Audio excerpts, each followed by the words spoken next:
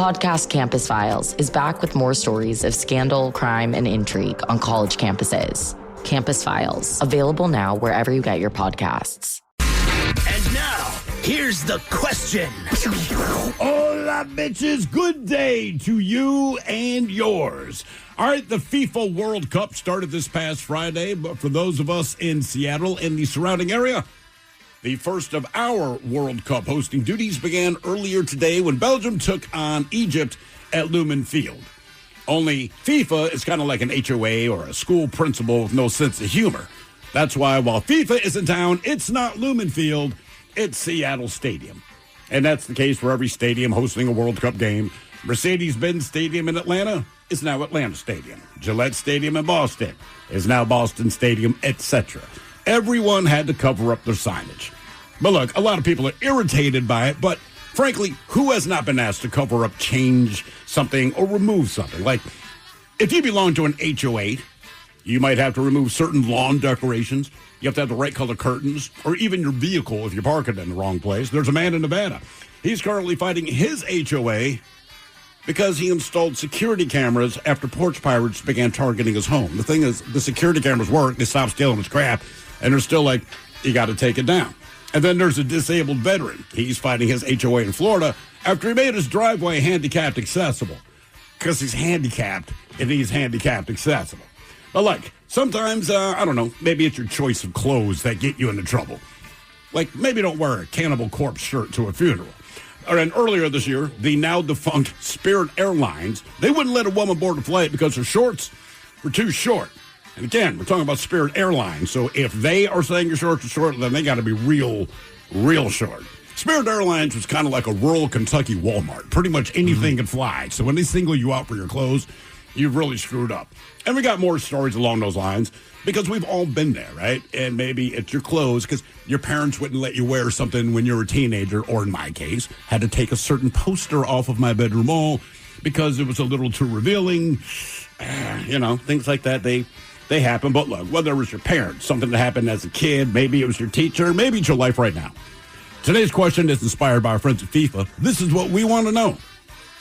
Our question brought to you by our friends at Advanced Hair Restoration. What were you asked to remove, cover up, or get rid of? To be a part of the big show, call 206-803-ROCK. Like the Men's Room on Facebook, follow us on X and Instagram at Men's Room Live. Send those emails to the Men's Room at KISW.com, and now watch the show live on YouTube at KISW Rock. Welcome to Radio Rental. The scariest stories you've ever heard in your life. All told by real people. And off we go. This wasn't a human being that I saw. There's something here in this house, something not of this world. There was a woman moving through the hall. I stepped back, and I was completely alone. Radio Rental is available now. Listen for free on Apple Podcasts, Spotify, or wherever you get your podcasts. Oh, the shows, away we go. Welcome to the 21st Amendment season, episode number 4,549. What a large and in charge program we have for you today. Guaranteed future repeat. Exciting return of Your Guess is as Good as Mine. Our categories today. We have the 10 states that spend the most money on fast food. All right. In the United States. That's right. Is this another SEC country? I mean, there's a lot of the usual suspects in there. Sure. You can usually look at them and tell. They also identified the states that spend the most and least on fast food. They analyzed the price of hamburgers, pizza, and chicken and sandwiches across 50 states, summed up the individual cost of the components, and adjusted the resulting figure to the median monthly income in each state. So basically, you just need to know that California, Washington, not on this list. Right, of course not. Because you cannot spend a ton of money on fast food here because it costs a ton. Also, we have a lot of different and better and local options. Sure. Than a lot of places across the country. Next, we have for you the Hollywood Reporter talking about Steven Spielberg's new movie, Disclosure Day. Didn't exactly set the world on fire over the weekend as far as the box office. Did open with $44 million and another $48 million internationally. God, that's terrible. So not that bad. But the Hollywood Reporter. You can make $96 million in one weekend and like, yeah, man, that sucked. We didn't want that. Mm-hmm. So the Hollywood Reporter ranked all 35 of Steven Spielberg's movies. Damn. From worst to best. And they put this one pretty low, believe it or not, at 28. So I'll tell you what we'll do. There are 20 movies altogether on this. We have the 10 best and the 10 worst. All right. If you can just guess 10, just 10 Steven Spielberg movie titles. Well, who can't guess 10 Steven Spielberg titles? We're going to find out if you pick that category on Your Guess Is As Good As Mine. So that's coming up for you at 4:30 on the program. You have to guess the movie and then guess whether it's one of the worst or the best. All right, fair enough. Right? Okay. That seems fair. Right, because, I mean, everyone knows the Spielberg movie. Whether you've seen it or not, you just know. But, like, do you think it ranked high or low? Yeah. And let's see here. Today we're going to talk about things that you were asked to remove, cover up, or get rid of in one way or another. And we've got a couple of stories in here about HOAs, people wearing inappropriate clothing. Sure. We'll get to those coming up. I want to share a personal story with you, though. That I will never forget this in my life. It was just one of those times where I don't know. I was in 8th grade. One of the things that we did every year, which I look forward to, was the family vacation. All right. Now, typically, my parents, they would do their own thing by themselves. They would fly someplace. When it came to the family vacation, we drove to Ocean City, Maryland. Now, Ocean City, Maryland has a boardwalk. They have rides. It's a different environment. Miniature golf. Yeah, than everywhere. Than going to, let's say, Cannon Beach or Seaside. Yeah, or whatever. very different. It's a little bit more cheesy as far as just the... It's not a little bit more cheesy. It's a lot it more is cheesy. All right. Very cheesy. But one of the highlights of that trip was to go there and eat food, get the French fries, cotton candy. My mom loves saltwater taffy. There's all these different things. But as a kid, for whatever reason, the thing that I wanted more than anything else to bring back home were T-shirts. Yeah, of course. All right. Now, our junior high had certain rules about certain things. Now, I did not take this into consideration. For the most part, and this was not voluntary, I could wear T-shirts to school. Yeah. But in 8th grade, this was kind of the time where you're liking the women a little bit more Sure. than you probably ever have. And I think I was trying to wear my best Hunt Club type of shirt, polo. Not polo. Hunt Club. Well, that was JCPenney. Yes, I know. I had maybe 1 or 2 Izod's. Yeah. But that was kind of what you did. You popped your collar up, man. Some people wore 2 of those. Oh, yeah. It was just a different time. You feathered your hair back. You had a mirror in your locker. You were trying to impress the chick. So for the most part, I was either in a button-up or a golf shirt, as far as my shirt. But when it came time to go to gym class, you obviously had to put on gym clothes. It should be noted that my gym coach was also my basketball coach for varsity basketball in junior high. So we had a decent relationship. He was a hard ass. Right. But he, we saw each other for 2 hours after school every day Sure. during the season, no matter what. So we had more of a relationship than not. Another thing you have to understand about Ocean City and the East Coast is they don't give places normal names. Think about the fact that Hooters comes from Florida. Yeah. You're not going to go to Ocean Shores and see a place named, The Stubbly Clam. yeah, or Humpies, or you know what I mean? It's, But you will not exactly. But everywhere. Ocean City has like a few of them. Right. There's It really brass does. balls. Yes, right. There's It's okay, endless. which this is what For this- the record, has one of the best biscuits in size Right. and taste wise you'll ever have. These places are actually good places. It's just every name is stupid. Right, it is. It's dumber than hell. And they do that all the time. I mean, every up and down the Atlantic seaboard, the bars have the dumbest names you've ever heard of in your life. They're catchy in their own way, but they're just stupid. So the first shirt I wore was a Big Peckers T-shirt. Big Peckers is a bar in Ocean City. Mm-hmm. All right? Notorious. Yeah. But to me, it was the logo of Big Peckers was Foghorn Leghorn. Yeah, exactly. I don't know how they were able to keep that. For some reason, they never got sued. Maybe they were granted permission to use it. But it said Big Peckers on the back, and it had a picture of Foghorn Leghorn. Now, rules dictated in June, and I never thought about this because it was just the idea of the ha-ha part of the Yeah. and the Foghorn Leghorn on the back. So Coach DeSantis says, Miles, you can't wear that shirt. And I'm like, well, why not? And he's like, well, because it's insinuating, Big Peckers. And could you just, it was also a co-ed gym class. Keep that in mind. So, there were girls in the class, he did not feel that was an acceptable shirt for me to wear. So that day, I turned the shirt inside out because it was my only gym shirt. Yeah. So that was the solution to that problem. All right. Now, I I shall say, for the record, we went there almost every year when we went to the beach. My dad thought the name was hilarious. we just thought it was a cartoon. Everybody and the went food there. was good. Yeah, everyone knew it. It wasn't like everyone. there was not one person in my junior high. Everybody went to this beach for the most part. You know, the people who went to the beach, this is the beach they're going to. All right, so fine. I for some reason, I knew then I could not wear that shirt to school. Yeah. Or any school event. Not a big deal. Back to what Ted was saying. Now, there's another place we used to go to called the Brass Ball Saloon. Mm-hmm. All right? Coach DeSantis looks at me and he goes, dude, what are you doing? And I'm like, what do you mean? He's like, it's brass balls. And I'm like, well, it doesn't mean your testicles. Right. And it's like, the name of the place is the Brass Balls. They sold a ton of T-shirts. You'd see these Yeah, because everywhere. it's called Brass Balls. Okay. But you're right. All right. Everyone rocked it. Okay. So I wear that one. All right. Again, this is my coach. He's like, man, are you stupid? Turn the shirt inside out. And I'm like, it's not offensive. He's like, it's also a bar. I'm like, So he's getting down to drinking. all right. Okay. All right. All right. Whatever. Okay.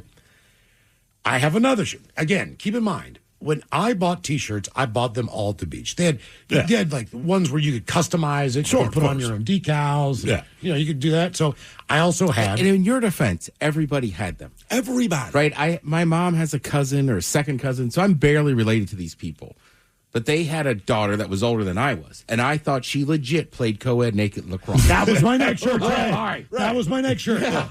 That one got me kicked out of the class for the day. I was not allowed It to just take. says co-ed naked. I was not So allowed It to wasn't just you. Everybody wore these shirts. Everybody. I wasn't allowed. It was co-ed naked, and then any sport Any you sport. can think of. Coach Right. DeSantis walked up to me and he goes, "You have got to be kidding me!" I'm like, "What? This is not a bar." Right. He's like, "Co-ed. This is a co-ed class.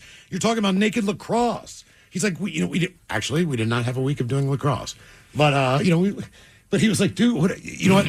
Go to Mr. Wall's office." I was a principal. He's like, "I just want you to sit outside in a chair. I'm going to tell him what you've done." Right. And Mr. Wall's like, "Hey, man, come on, just make better choices, all right?" But as a kid, you're like, it's just funny. It's not meant Yeah. to be offensive. It's just funny. Right. Okay. The fourth shirt that I wore that almost got me suspended. Okay. And I have to admit, I know this is very naive. It's 8th grade. We did not refer to certain parts of the anatomy. I never heard this lingo before. All right. Okay. So there's a place called the Bearded Clam. All Yeah. right. It's across the street from Bull on the Beach. It's in a little alley on 2nd Avenue. I got that shirt the following year. Now I'm in 9th grade. All right. I mean, this is a different year. This is the shirt I got the next year at the beach. So I come in with that, and it really didn't say saloon or bar and grill. It just said the Bearded Clam. The Bearded Clam. That's it. They had a clam on the back. It looked like Bigfoot, right? Yeah. And look, if you live in the area, you know what this is. Well, I was too young to understand what it meant. No. I mean, you know the place. If you live Yes. anywhere in the vicinity, you know the place. You assume your kids don't know exactly what they're implying. And this I'm in 9th grade. So And again, I'm you would go I'm to all these 15. places as children, right? That's what I'm saying. Like, Yeah, your we parents ate took at you Big there. Pepper's, Yes. right? Yeah. Like if I went to Ocean City right now, if we woke up on Saturday, I'd be like, we are going to the Brass Balls Saloon Without to get question. breakfast. Yeah. So he pulls me into his office because now he's pissed. He's like, "Are you going to start this S again?" And he dropped the S bomb on me, which is a big deal in 9th grade when your teacher says that to you.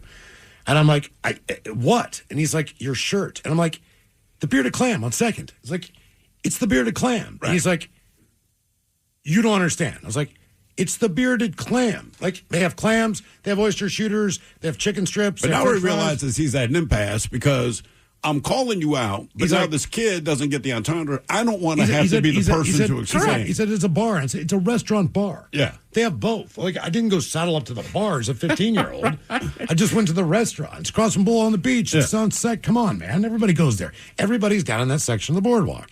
And he's like, "Miles, it's the Bearded Clam." And it's still nothing is registering. Yeah, if you don't know, you don't know. I don't know. And he's like, "Do you know what that means?" And I said, "No, it's the name of a restaurant bar in Ocean City." And he goes, "Let me try explain this to you." Oh, Jesus. He's did like, you know the woman, and he explains it. And I just bust out laughing. I had no You idea. had no idea you're representing. I was like, "This shirt is awesome."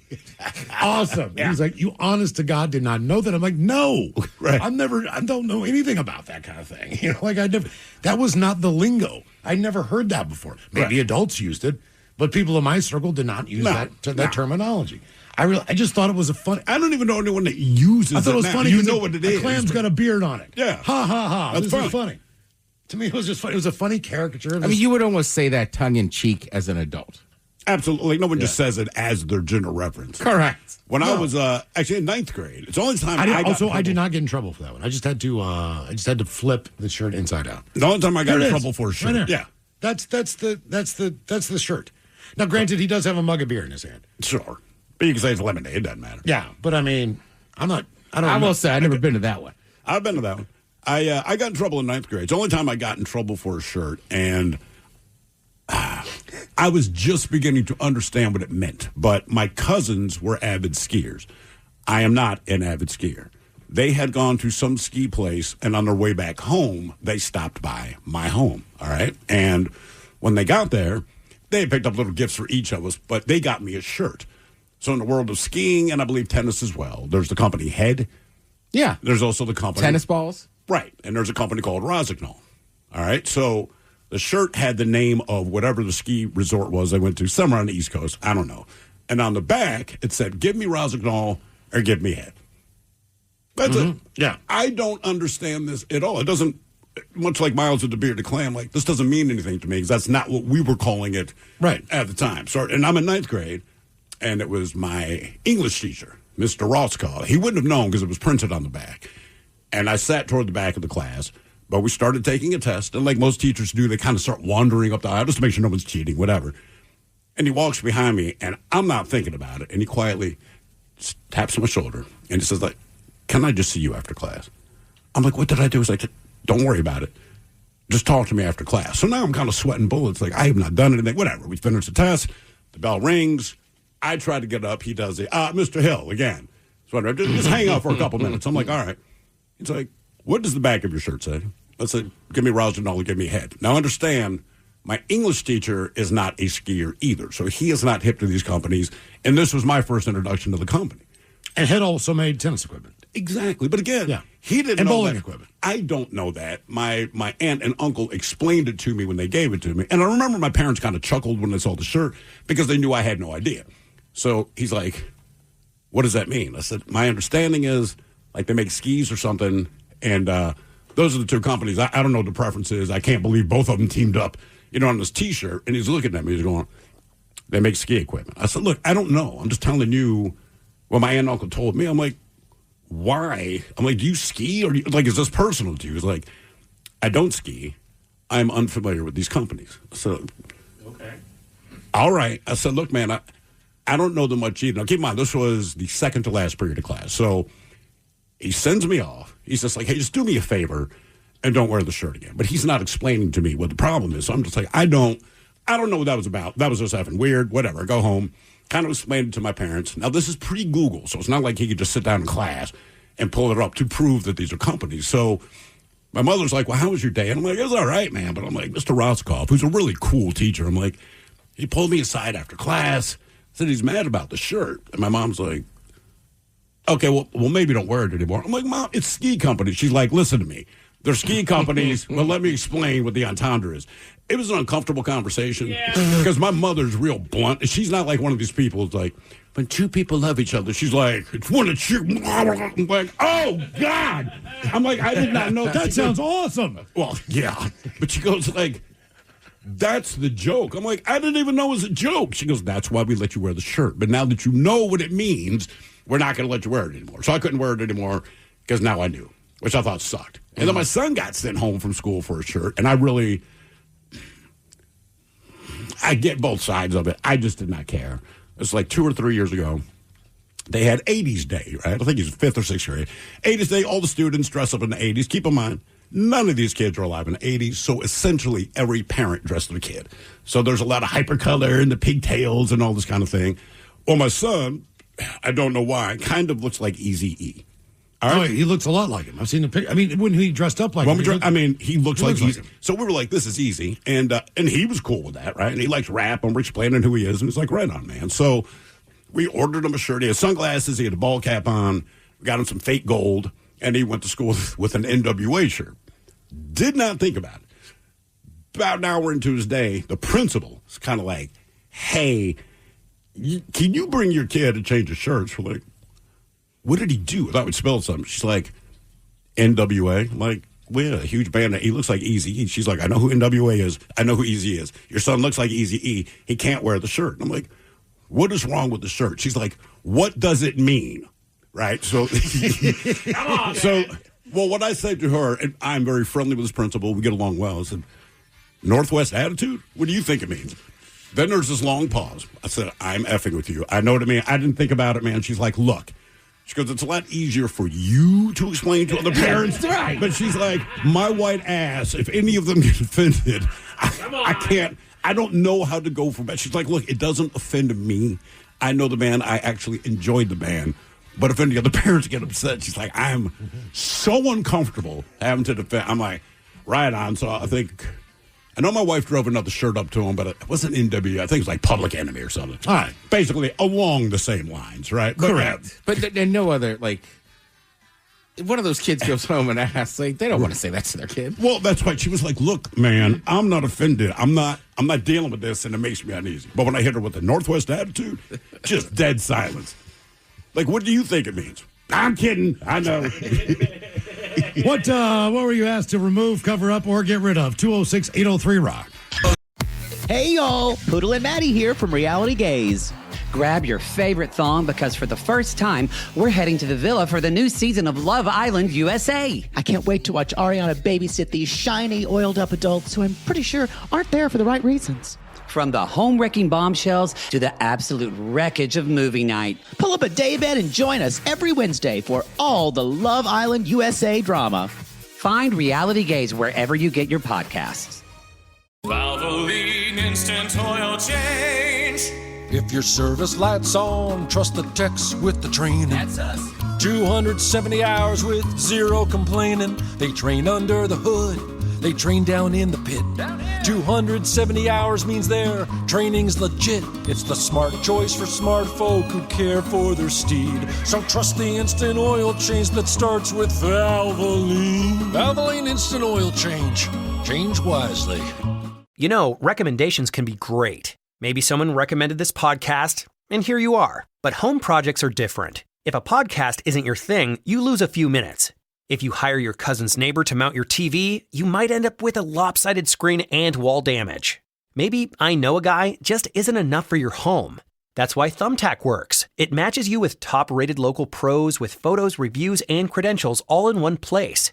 For your next home project, try Thumbtack. Hire the right pro today. The NBA season may be coming to an end, but the games are just beginning online. NBA The Run is a new, fast-paced 3v3 street ball game played above the rim and filled with posterizing jams, ankle-breaking tricks, and style. Bring your favorite NBA stars like SGA, Giannis, Steph, LaMelo, Luka, Jalen Brunson, and more to iconic street ball courts around the world in online knockout tournaments. Stack enough wins and you'll become the GOAT of the Run. NBA The Run is out now for PlayStation 5, Xbox, and PC for $29.99. 6-803-ROCK. Our question, what were you asked to remove, cover up, or get rid of? 206-803-ROCK. Hello, Nick. Welcome to the men's room.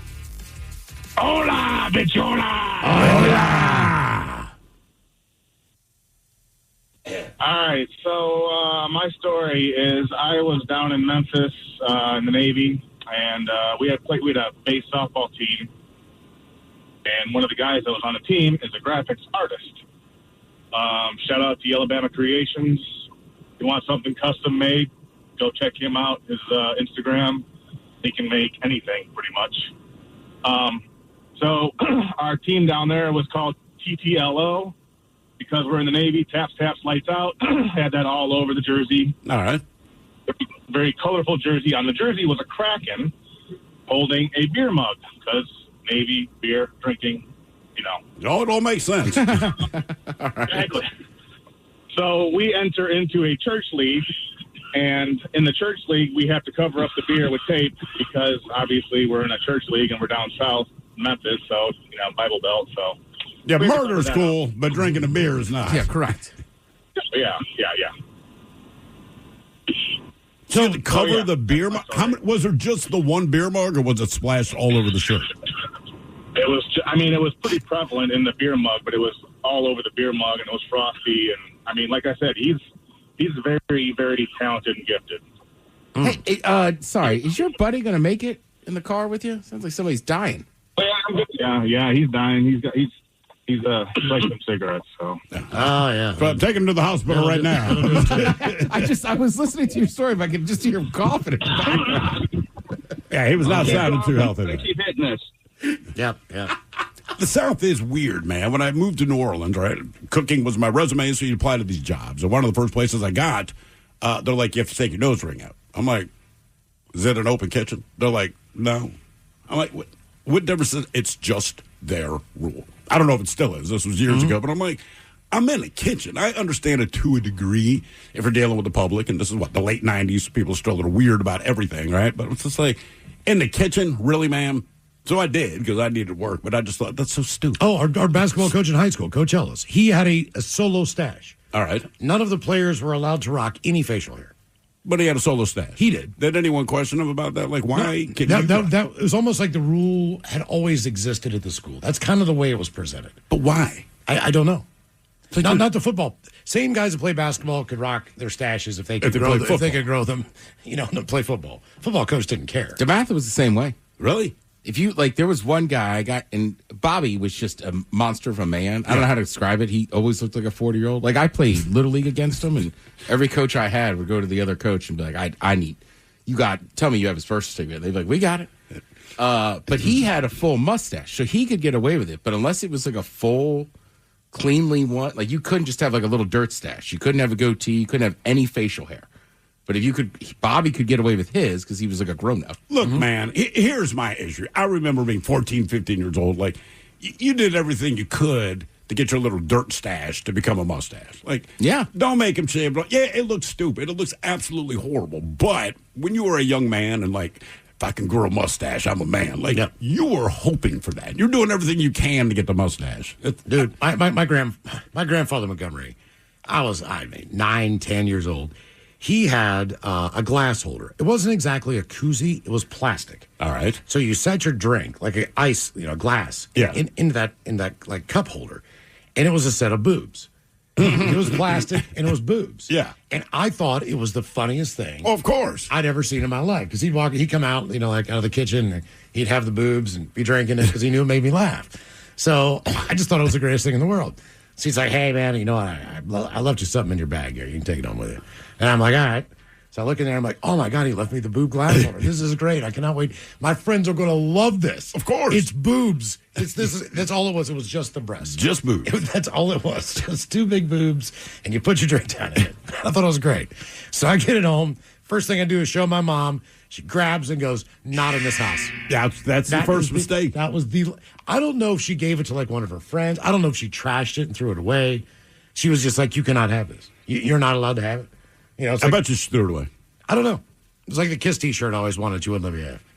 My parents are cool with most of that. I had one poster in my bedroom. I think my mom was already in a bad mood because I had a couple posters of chicks in bikinis. And then I had a poster of a chick who, she's wearing a one piece and her boobs are not out, right? There's nothing exposed. But for whatever reason, she glazed right by the bikini pictures. And I don't know why, but this particular poster really, really pissed her off. She told me to take it down. Instead, I managed to get my hand on a Hammerjacks bumper sticker. But so I put the bumper sticker over where the boobs were. And I just did that because I also liked her face. Mm-hmm. And for that set my mother off more. It was like 2 days later when she saw that. She's like, oh, you're being a smart ass. I'm like, I'm not. I'm covering up the thing that you said offended you. I really wasn't trying to be a smart ass. Like, this woman's hot. I still want to look at her face. Now I can't see. It was just cleavage, man. She tore that thing down. It was never seen again. And I'm like, but I just didn't understand it because I'm like, there's 3 posters of chicks in bikinis. We could buy, right this is crazy. It's Spencer's Gift. We could buy, there was a couple magazines. It was Teen Beat, Tiger Beat, something like that. But it was like celebrity young Sean stars. Cassidy. Right, whoever the heartthrob was at the time, whatever. But I don't know how old. I'm sure somewhere in their 20s. But for the most part, you're talking about teen people. Yeah, they were teen idols. They were popular at the time, like Christy McNichols or whoever the dumb idiot was. Exactly. But you could go and buy that magazine. It would have pictures of these actors or actresses on the beach in bikinis and Valerie Bertinelli. Yeah. You're like, oh yeah, man. It was a much different time. Like my kids never wanted to put up posters in their room of anybody that they thought was cute. Oh, I did. Well, but they didn't. Like, I just don't know if it was on their phone or. You know what? That probably helped. I don't know, but yeah. Trying to remember. There was like I would cut out. It was sex symbols. Yeah. You know? Like I would cut out pictures of women out of like a Maxim magazine, but I don't right and then put them on cardboard. So paper. desperate. Damn, it just so that's your version of like a death crafting. collage. And I put it on cardboard. Like, I make sent it sturdy. And I sent it to the girl I liked. No, I would hang them up on my wall. All right. Yeah. But like, I don't know. For some reason, I just couldn't have like a full poster of a bikini chick. So If I would you just cut them out, it's okay, but you can't buy the poster. And see, I don't know. That was just the loophole that seemed to work for me. I never got in trouble for having it. If I had cut them out of a magazine, it was fine.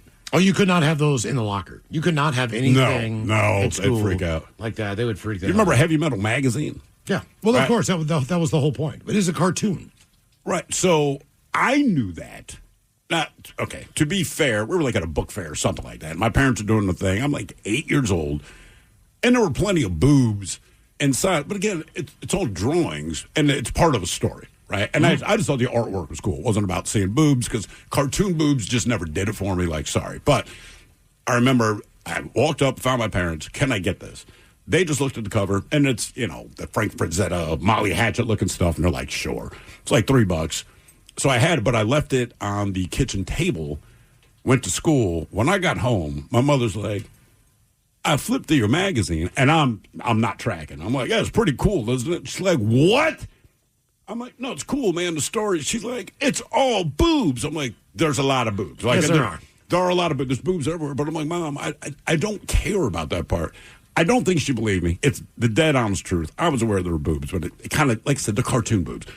She wasn't having it, so she got rid of it. I wasn't really, like, in trouble. And then later I see my father, and I remember sitting at the kitchen table, and he's like, your mom told me about your magazine. I said, yeah, man, she threw it out. He's like, did you buy it that way on purpose? I said, well, I mean, like, a little bit. And just like, okay.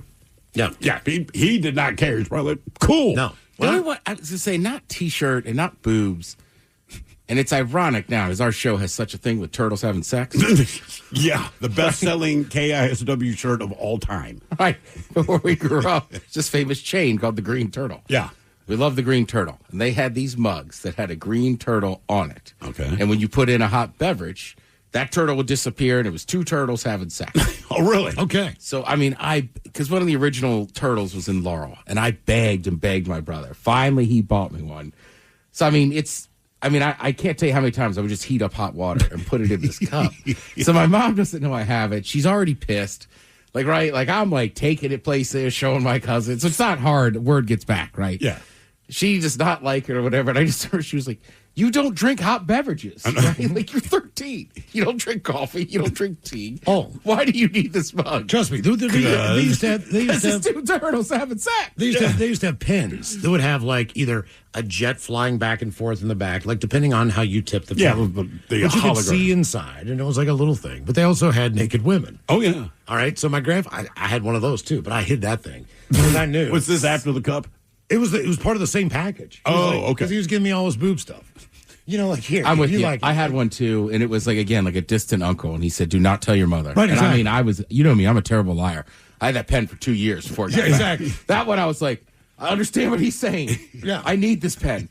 I'm not like, I didn't use it. I didn't write with it. No, you're flipping upside down. Back and forth the whole time. It's great. This is awesome. What were you asked to remove, cover up, or get rid of? 206-803. My dad also had one of those barrel guys, and my mom hated it. Oh, where you you lift it up and Yeah. I saw those in Jamaica. They're everywhere. Yeah, we have a Christmas I ornament really now. wanted one. It's like a Nutcracker guy, right? We didn't realize this. A friend of us gave it to us. I'm like, our Christmas ornament, cool. And we're like, no, move his pants. And I'm just this huge penis pops up. I'm like, Jesus Christ. All right. Hello, Christy. Welcome to the men's room. Hola. Hola. So I'm calling about my son. He was in first grade, and he wanted to go to this pizza place, and we were friends to the owner, and it was called Smoking Monkey Pizza. Okay. And so we were there for his birthday, and they had a T-shirt with saying Smoking Monkey Pizza with the monkey smoking, right? So he wants it, and I said, okay, but you can't wear it out of the house. And so one day he chose to wear it out of the house. I wasn't aware, and I get a call from the principal asking me about this shirt. And fortunately, I knew the principal really well, and so they allowed him just to zip up the coat. But, just being mischievous, he had to show up to school with that on. And also a little bit more text to that is that he was also named the first grade cusser in elementary school. Okay. Because he was on the playground, and this other kid was on the swings, and they didn't get along very well. And so my son said, now it's my turn, and the kid called him a stupid butt face. Well, he went over to the recess teacher. I know, it's scary, huh? And he went to the recess teacher, and she said, just don't worry about it. Go play somewhere else. And so he went back behind this kid, and the kid said it again. So my son goes to the recess teacher and says, he just called me a stupid effing butt face. Oh. And yeah. So the recess teacher was just shocked and told him just to move on. And so then he went back and added more and more F words to it. And he ended up in the principal. I ended up in the principal's office. And they were saying, where did he hear this kind of language? I said, from his dad. Yeah, of course. It's always the other parent. Of course. Not from me. But whoever drives them, I said, that's where they'll hear it. Oh, absolutely. Absolutely. 1,000% was from that. How old is your kid now? He is 24. And is he still kind of the same person? Like if... Oh, hell yeah. Yeah, that's what I figured. He's a great kid, but yeah. And he worked, we knew the owners of the Smokin' Monkey, then they sold it, and he ended up working there for the second owners. So it was kind of went full circle. Yeah. So were they just upset because he had owner. I'm assuming it was a cigarette, or was it a joint? It was a cigarette. Yeah, I mean, it was a cigarette. Yeah, I think there's definitely an overreaction to some things. Like, look, man, the kid absolutely doesn't smoke. Even if he wanted to smoke, there's not a store, at least in this country, that's going to sell him cigarettes. He's not going to inspire. Like, dude, it's just a freaking logo. Well, man, when I started to drive, we all just had a pack of cigarettes in our glove compartment. Always hid them in the car. Yeah. Kept them away from the parents knowing what was going on, but we just kept them there. And it wasn't like... I might have had a cigarette or two every week. Yeah. Just every once in a while on the weekend, drinking out with your friends, whatever. Give them 2 or 3 or 4 and we'd just stare and smoke one. But the rule in high school was you could smoke if you were a junior or a senior. All right? But you could not smoke if you were a sophomore. And it was only a 3-year high school program. So it's a 9th grade and junior high. So as a sophomore, you were not allowed to smoke, but I could drive, and I did have a pack of cigarettes in my car. So one day, it was like in between, I don't know, football and basketball or baseball. I don't remember what it was, but we had like a week where we didn't have to go to practice. Right. So that means we could actually, go home after school. But there was a smoking area across the parking lot, which was still on the high school grounds. Yeah. I see a bunch of my buddies over there, guys that I know that are on the team. So I go grab a cigarette and join them in a smoke. Now, one of the teachers was also a smoker. You got to remember that. So the teachers smoke with the students? It's a smoking section. All right. So no matter who you are, you smoke in this God, that's area. weird. They had Hey, Billy, remember to turn in your late homework assignment. I'm working on it. They had a coffee can underneath a tree. Yeah. I mean, everybody threw their butts in there. We were responsible, which was, at the time, cigarette smokers sometimes just flip their crap everywhere. Yeah. We kept it in the can and all that stuff. And one of the teachers came over, Mr. What the hell was that guy's name? Oh, I hate him. Anyway, God, I hated that guy. But he was a smoker. And he was like, hey, Miles, what are you doing? And I'm like, let's have a cigarette, man. He's like, you're a sophomore. You know the rules. You're not allowed to smoke. Oh, Dave McQueen. That was his name. I was like, Mr. McQueen. I said, McQueen. McQueen. And he was, I hate that guy. Anyway, so he's Were like. you still a sophomore? I was a sophomore. All right. But I'm not allowed to smoke, technically. Right. At least not on school property. Exactly. Right. But he comes over and he lights one up. He's talking about it. He goes, wait a minute. Because he had not had me in class yet. Okay. So he actually asked me my name. All right. So this is the beginning, because he taught junior and seniors. I'm a sophomore, and you have to take his class. Right. So he had not had me before. That's how because there's a ton of sophomores. But he knew me because he didn't know me. Exactly. So he's like, what's your name? I'm like, he's a sophomore. He's like, you know the rules. And he's like, give me your cigarettes. And I'm like, I don't have any cigarettes. At the time, I was wearing the equivalent of those OP corduroy shorts that the guy in Anchorage was wearing. Yeah. There is very much a clear outline. You can't hide anything. Cigarettes in his pocket. And he's like, hey. He's like, what's in your pocket then? I'm like, cigarettes. He's like, give them to me now. He's like, if not, he's like, I'm taking you inside, taking the principal. It's one or the other. And I was like, all right, Mr. McQueen, here's my cigarettes. So he took them. And so, like, the next day, or like whenever I started back up, whatever the next sport was, and I was back with the juniors and seniors again, you're like, McQueen's out there smoking your cigarettes. It's like, we smoke with him. He's like, he's smoking your cigarettes. Yeah, of course he is. And then, that next year, he was like the first class I had. And I just sat there and just like, you son of a bitch. You stole my cigarettes. You smoked my cigarettes. They were not easy to get either. Yeah. I mean, seriously, they were kind of hard ass. You had to be 18 years old. We had the vending machines. I mean, think about that. Well, so if you went into a store to buy them from a cashier, there's no chance. But the cashier would even tell you, hey, man, I can't sell this to you. You're underage. It's a nasty habit. But if you go across the street, they have the vending machine. Nobody questions it. You got $1.75. You got a pack of smokes. I mean, you could just get cigarettes. Like I said, just get it from a vending machine. I don't even know if they do that. You could punch the match button and you just drop out as many packs of matches as you wanted. Like here. I've seen a cigarette vending machine. Last time I've seen him, there's a honky tonk I like in Austin. That's the only place I've seen him. And I literally almost bought a pack. I was going to guess Vegas, Nashville, or Austin. As far as and like if you go to Austin or even if you're like in South Carolina, like you could still sit on decks and smoke. So it's not as unheard of. It's under new management, so I don't know if it's still there, but I remember going to the Beak and they the Yellow Beak down there in Enumclaw, and they had a cigarette vending machine. Good on you, man. Well, too, I mean, do you need to be 21 to get in? Yes. Yeah. It's just a bar. All right, there you go. Yeah, it's a saloon. That's what I'm saying. If it's 21 and older, why not? I just don't think of the state of Washington because technically you're not supposed to smoke out anywhere that's still the bar. But think about Charles Village Pub. This is a place back in Baltimore. It's a bar. You have to be 21 to enter. They had a cigarette vending machine, but they had double doors. So if you open the first set of doors, you still had to open another set of doors, but the vending machine was between them. So you could be underage. You're not in the bar. I mean, I guess technically you are, but you're not in the service area. And I'm pretty sure I saw, because it's next to a college, pretty sure I saw a lot of underage kids just pull the button, get their smokes, and disappear. Mm-hmm. Oh, yeah. I miss it. What were you asked to remove, cover up, or get rid of? 206-803-ROCK. What's up, little psychos? I'm Investigator Slater, host of the Psychopedia podcast. Psychopedia is a true crime podcast delivering raw, real, and absolutely gripping episodes every single week.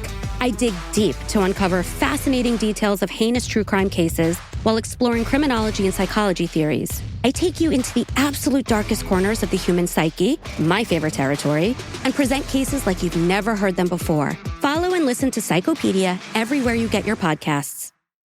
Welcome to Radio Rental. The scariest stories you've ever heard in your life. All told by real people.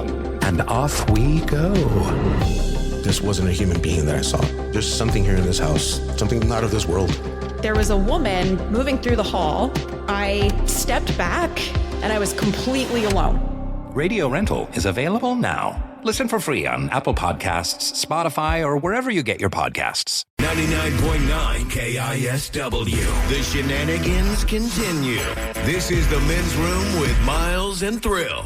U.S. veteran was reportedly kicked off a flight at San Francisco International Airport over a T-shirt that she was wearing. NBC Bay Area reports that Catherine Banks was set to fly out of San Francisco Wednesday before a flight attendant told her the shirt that she was wearing was threatening. Threatening. The shirt read, "Do not give in to the war within. End veteran suicide." What a terrible message. Banks, who is a Marine Corps veteran, said the words on her shirt were for the work she does for others and was not meant to be threatening. How is that threatening? A male flight attendant was saying, ma'am. I looked around like, who is he talking to? And it was me. He said, "You need to get off the plane." I'm like, what'd I do? After getting off the plane, Banks shared that the flight attendant told her her shirt was deemed threatening. I said, "Are you kidding me? She's a vet. I'm going to see my Marine sister, actually.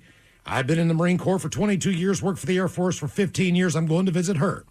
Now, according to Banks, the attendant told her that he didn't care about her service, and the only way she was going to get back on that plane was to take the shirt off. So she reportedly changed into a sweatshirt just to be able to stay on the flight. According to Delta's contract of carriage for U.S. flights, The airline has sole discretion to determine whether or not passengers should be removed from a flight. Now, I was telling Steve earlier, come on, in my possession, I have 2 shirts that I could see would be deemed offensive. Yeah, don't say. One says, F you effing F. Yeah, all right? yeah. That was a gift on my birthday from my daughter. All right? True story. Now, the other shirt I have not worn in public and probably... I saw the picture, though. Never will. Oh, yeah. And I think it's great. I was walking very hungover with Ryan Castle in Las Vegas back in May. And there's a T-shirt shop there in Fremont. And I looked up at this shirt, and I was like, that is the greatest T-shirt I've ever seen. So Castle and I do our thing. He had to go do something like with a convention that I was supposed to be at. I think I decided to go and check out the pool. So he comes back, and he's got this shirt. And, I mean, it is one of the greatest shirts ever. Do you have your phone? I do on my desk. Just show the fellas. I'm like, you can't wear that anywhere. I can go get it. All right. Yeah, I'm kind of interested in what it looks like. Talks amongst yourself. Yeah. I did. Well, the first shirt he's talking about, it has the F word just spelled out. And I did the same thing. I bought it. I was drunk in Nashville, and like anything, I'm looking at the shirt. I want to say it was something to the effect of, because there was an election, not the latest one, so maybe like 2016, but it basically just said, go F yourself, I support this message, right? Because all the political ads, I'm so-and-so, I support. Yeah. So it's like, go F yourself, I support this message. And in my brain, I'm like, this is great. I'm going to wear this everywhere.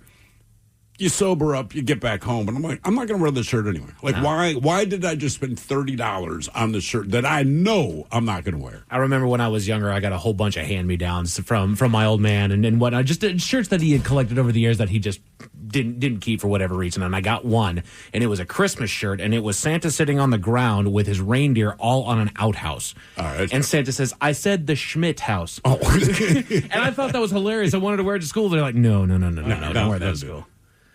Let me see. Oh, no. You just can't wear it, man. It's such a shame. God, you look so proud of yourself. I know. You look so happy in the picture. All it will do is just make people laugh. Yeah, that's right. Fess up. For one person that doesn't find that I mean, Vegas might be the one place you could get away on Fremont Street. Well, also, I don't know anybody there. You know, like I can't walk into my neighborhood bar with a shirt. Do you think they let you into the casino if you're rocking that shirt? Because right, Vegas is pretty loose with the rules. We understand. I don't know. I mean, I could see someone walking up going, sir, we know we sell these down here in shops, but you cannot wear it. You cannot wear it. I mean, I'm just thinking that's like maybe one of the only, because even if you wore it at a tailgate. Oh, can you show it on YouTube? You can show it on YouTube. Yeah, show it to the camera, Miles. You're fine. You're not going to wear it YouTube anywhere, viewers, be warned, this does contain crass material. Somebody freeze frame it. This is not for children at all. Let me see if I can get this up. Yeah, you got it. Try to get that angle right there. You're not going to see it. There's about a 20-second delay there, Miles, so you're not going to be able to see it in live. All right, I'll pull up very slowly. You got this, Tim. Tim's good at running the angles there. That's it. That's the shirt. Let's see if that came in there. Oh, my God. Oh, yeah, that'll come in nice. Yeah, I don't know where you wear that, because you could wear it, like, you know enough bartenders, some of your locals, but just walking to that bar and back to your house could be trouble. I mean, we know the bartenders well that are watering hole. I still think they'd be like, dude, I expect better of you. You know what I mean? I expect better of you. Yeah. I would rather be a stranger in a bar wearing it, because maybe they just go like, look, we'll underserve him and get him out of here. But if I walked into the bar where we know the bartenders, maybe the dudes would laugh, maybe. But I still think they'd even be like, bro, change this before the change of shift, right? Just. I'm just not. Why don't you give it a try? Wear it at our next event. I mean, no, look, it's a KISW event. It is our That's show. how he'll get fired. No. What did he do? No. He wore that shirt. He just wore a shirt. As long as it's a bar event and everybody's 21. Yes, not an old age show. Right. Sorry, we're not doing that at Black Raven. You're not wearing that shirt. Don't wear it to Chuck E. Cheese, brother. Just or like a pet rescue. What were you at a charity event? It's a pet clinic. MC it, yeah. What were you asked to remove, cover up, or get rid of? 206-803-ROCK. The people on YouTube liked it. Mm-hmm. Hello, Andy. Welcome to the men's room. Liquor and whores. Liquor and whores. Okay, really quick side note. Do you guys remember that old surf shop, the Big Johnson shirt? The old sub shop. No. Well, I don't know. Like in Ocean City, they sold a bunch of Big Johnson shirts, but it was just a fake brand. Yeah. Yeah, I used to have a bunch of those. But anyways, I was either in 5th or 6th grade, and I ended up acquiring a shirt with a bunch of stuffed teddy bears doing it in different positions. Aha. And I wore it to school. How did that go? Not very well. Not very well at all. How long did it take for you to get pulled aside? About, I'd say around an hour and a half, 2 hours, because I think they noticed it at recess. Mm-hmm. Did they send you home, or did you have to pull it inside out, or what? Oh, no. They couldn't get a hold of my mom because she was at a doctor's appointment, so they called my father. And he did not find that funny at all. I didn't get to see daylight for the first half of the summer. Damn.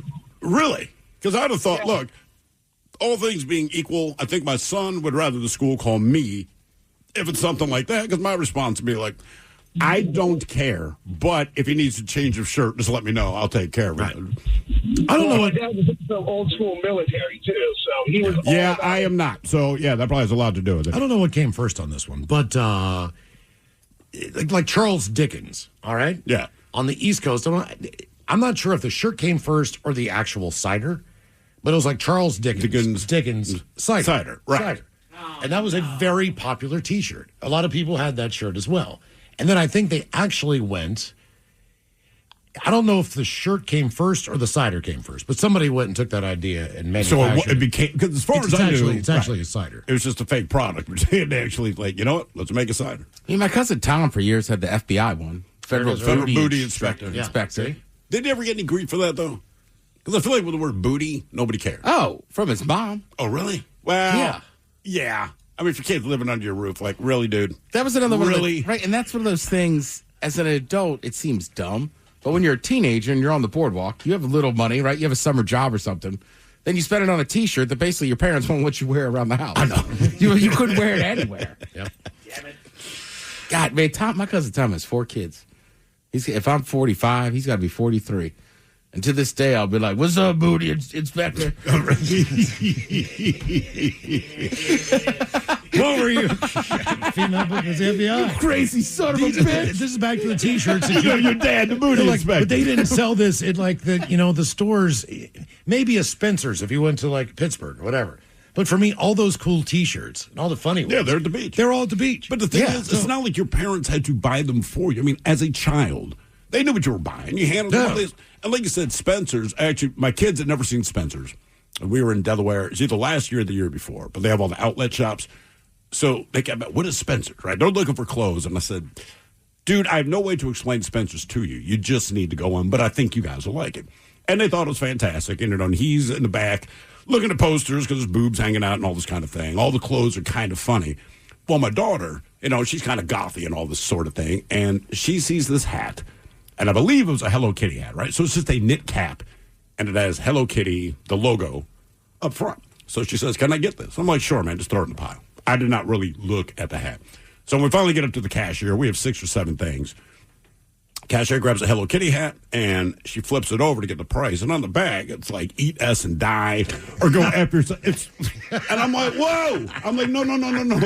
We can't get that. My daughter's like, why? And I point. She didn't notice it either. She started laughing, and she's like, yeah, you wouldn't let me wear that. I'm like, no! I did not know that it said that, man. I'm like, look, it's funny. Well, that seems like her attitude. It is. And I said that to my wife. I said, look, if anyone in this house is going to wear a hat that says that, like, she means it. And she means it like 95% of the time. But, like, I don't actually have a problem with it. It's just, look, because I'm your parent, I'm not dealing with all the phone calls that come my way. Once you turn 18, knock yourself out. I'm like, look, baby, I don't care about the message. I don't care who gets offended. But I have to deal with it, not you. So, And she got it. But yeah, I had no idea it said that. And you're like, whoa. Well, you remember in old school, right? They're like starting that fraternity, right? Yeah. And like they're trying to shut them down. And the one guy goes, for being like kind of idiots, they're really surprisingly good at paperwork, right? So my dad was living in South Carolina and Columbia. So it's the South Carolina Gamecocks. Mm-hmm. Now, they used to be this old style of hat that just had like the logo, and it just said Cox. Yeah. Then underneath it, very small, it said the University of South Carolina. Exactly. But my dad bought me that version in a shirt. Okay. So it was so obnoxious. And I would wear it all the time when I was like a junior, and multiple teachers at DeMatha, principals were like, and then it got to the principal, and they were like, he's like, you cannot wear it. But my buddy, who just was very nerdy, he went through like the whole student rule book and everything, and he's like, technically, you could wear it. And we went back. Finally, they were just like, we're tired of dealing with you idiots. Just wear the goddamn shirt. Really? Just don't. You cannot wear it. You could wear it at games. So, like, we don't want to see you wearing that in the hallway. And it's like, all right. That's fair. Yeah. What were you asked to remove, cover up, or get rid of? 206-803-ROCK. Hello, Therese. Welcome to the men's room. Hola. Hola. So, little backstory. I found out back in high school that you could make your own sweatshirts through Spencer's. So I thought it was a good idea to get a white sweatshirt with the biggest pot leaf you could imagine on it with the words saying "smoke it." And I thought it was a great idea to go to high school and see how people liked it. I'm guessing your fellow students liked it. Yes. Teachers did not. I was told to take it off immediately, and I didn't have anything underneath of my sweatshirt. Oh, no. So I started taking it off. And she's like, no. So I had to turn it inside out where you could still see it. Yeah, that's like, you can still see that, right? Yeah. Were you smoking weed at the time? Oh, a lot of it. All right. They also know that, too. All right. I mean, like, the kid that's going to wear that because they're already you can tell hip to the knowledge. But in that case, I'd almost be like, Therese, you can wear it. Billy, you can't. If you can smell it, I mean, you might as well wear it. Yeah. I know somebody in my family he had a bumper sticker on his guitar that said, I love stoner chicks. And his parents were like, the kid's down the street. Their last name is Stoner. And I was like, all right. Whatever. Okay. You don't honestly believe that. Right? Like, maybe they're trying to trick their kid into believing it. I don't know. I mean, it's he's just like 17 playing acoustic guitar. Right. It I think exactly it comes what with you a think. dime bag of weed. I got in trouble in 7th grade. I did not know what the word horny meant. All right. 7th grade in shop class. And we had been on one of these cross-country trips. And I remember we stopped at like a souvenir shop, one of those cheap places to get the little license plates. And there was like a frog that had an erection, which is already very funny to a kid. Frog that has an erection, when he flipped it over, it said, smile if you're horny, right? And for whatever reason, this made me chuckle. So I didn't know what horny meant, but I knew that this thing made me laugh because it was a frog with a penis. Anyway, I just wrote on a piece of paper, smile if you're horny. Because I thought it obviously it does mean something. I did not know what it meant. But I slipped it to these girls, right, just because they were in the class, and you're trying to impress girls. Again, I don't know what it means. Now, they don't tell me, but the teacher sees it. Mr. Doyle, that was his name. He didn't realize who wrote it, so he's kind of calm, but you can tell he's irritated. And he holds the note up in class, and, oh, that's right, I drawn like a little frog on there. I did not add the penis. So it just says, smile if you're horny. He's like, who wrote this? I'm like, oh, I did, man. I just thought it was like a funny thing. He's like, this is not funny. And, I mean, I got reamed out in front of the class, and not one of us in that classroom understood why I was in trouble. Because none of us used the term horny. We didn't know what it meant, right? It was just a stupid, like, horny sounds like a funny word. It is. Right, when you're a kid. So I had no idea. And I remember he is, like, red in the face, just berating me. And I'm like, yeah, okay, man. Like, it won't happen again. But go home, same thing, like with the Give Me Rods and all the Give Me Head shirt, where I'm telling my mother, I'm like, God, I got yelled at today. What did you do? And I'm like, I just passed a note. It was just funny. It just said, smile if you're horny. I'm like, what? I'm like, well, I saw it at a souvenir shop, and it seemed really funny. She's like, the frog penis? I go, well, yeah. She's like, oh, my God. So she explained to me what horny meant, which, again, when your mom's telling you, it's just so gross, and you don't want to have this conversation. And I'm like, ew. Okay, well, one, if I had known what it meant, that would not have been the girls I would have handed it to. But now I see why Mr. Doyle was so mad. What were you asked to remove, cover up, or get rid of? 206-803-ROCK. Make money from your podcast with the Odyssey Creator Lab. You create the show, we bring the advertisers. Apply now at creators.odyssey.com. From the Pinky's Plumbing Studio, you're in the men's room. Speaking of the question, Friday will be at the Angry Beaver. Yes. Angry Mood. Can I wear that shirt? Little soccer viewing party there. Can I wear a shirt that says the Angry Beaver? Because we're going there Friday, right, for the soccer game. You might not be able to wear it in middle school. Because it's a bar. Exactly. Because it's a bar. Exactly. Right. Live music, by the way, from Dead Sugar and Moon Fever as well. Doors are going to open at 11 o'clock. The bands are not going to play and interrupt the game. Well, no. Just know that. They're going to play you the beginning or the end, whatever the deal is. Halftime? Yeah, it's absolutely free. So stop by the Angry Beaver on Friday for us and watch USA and Australia.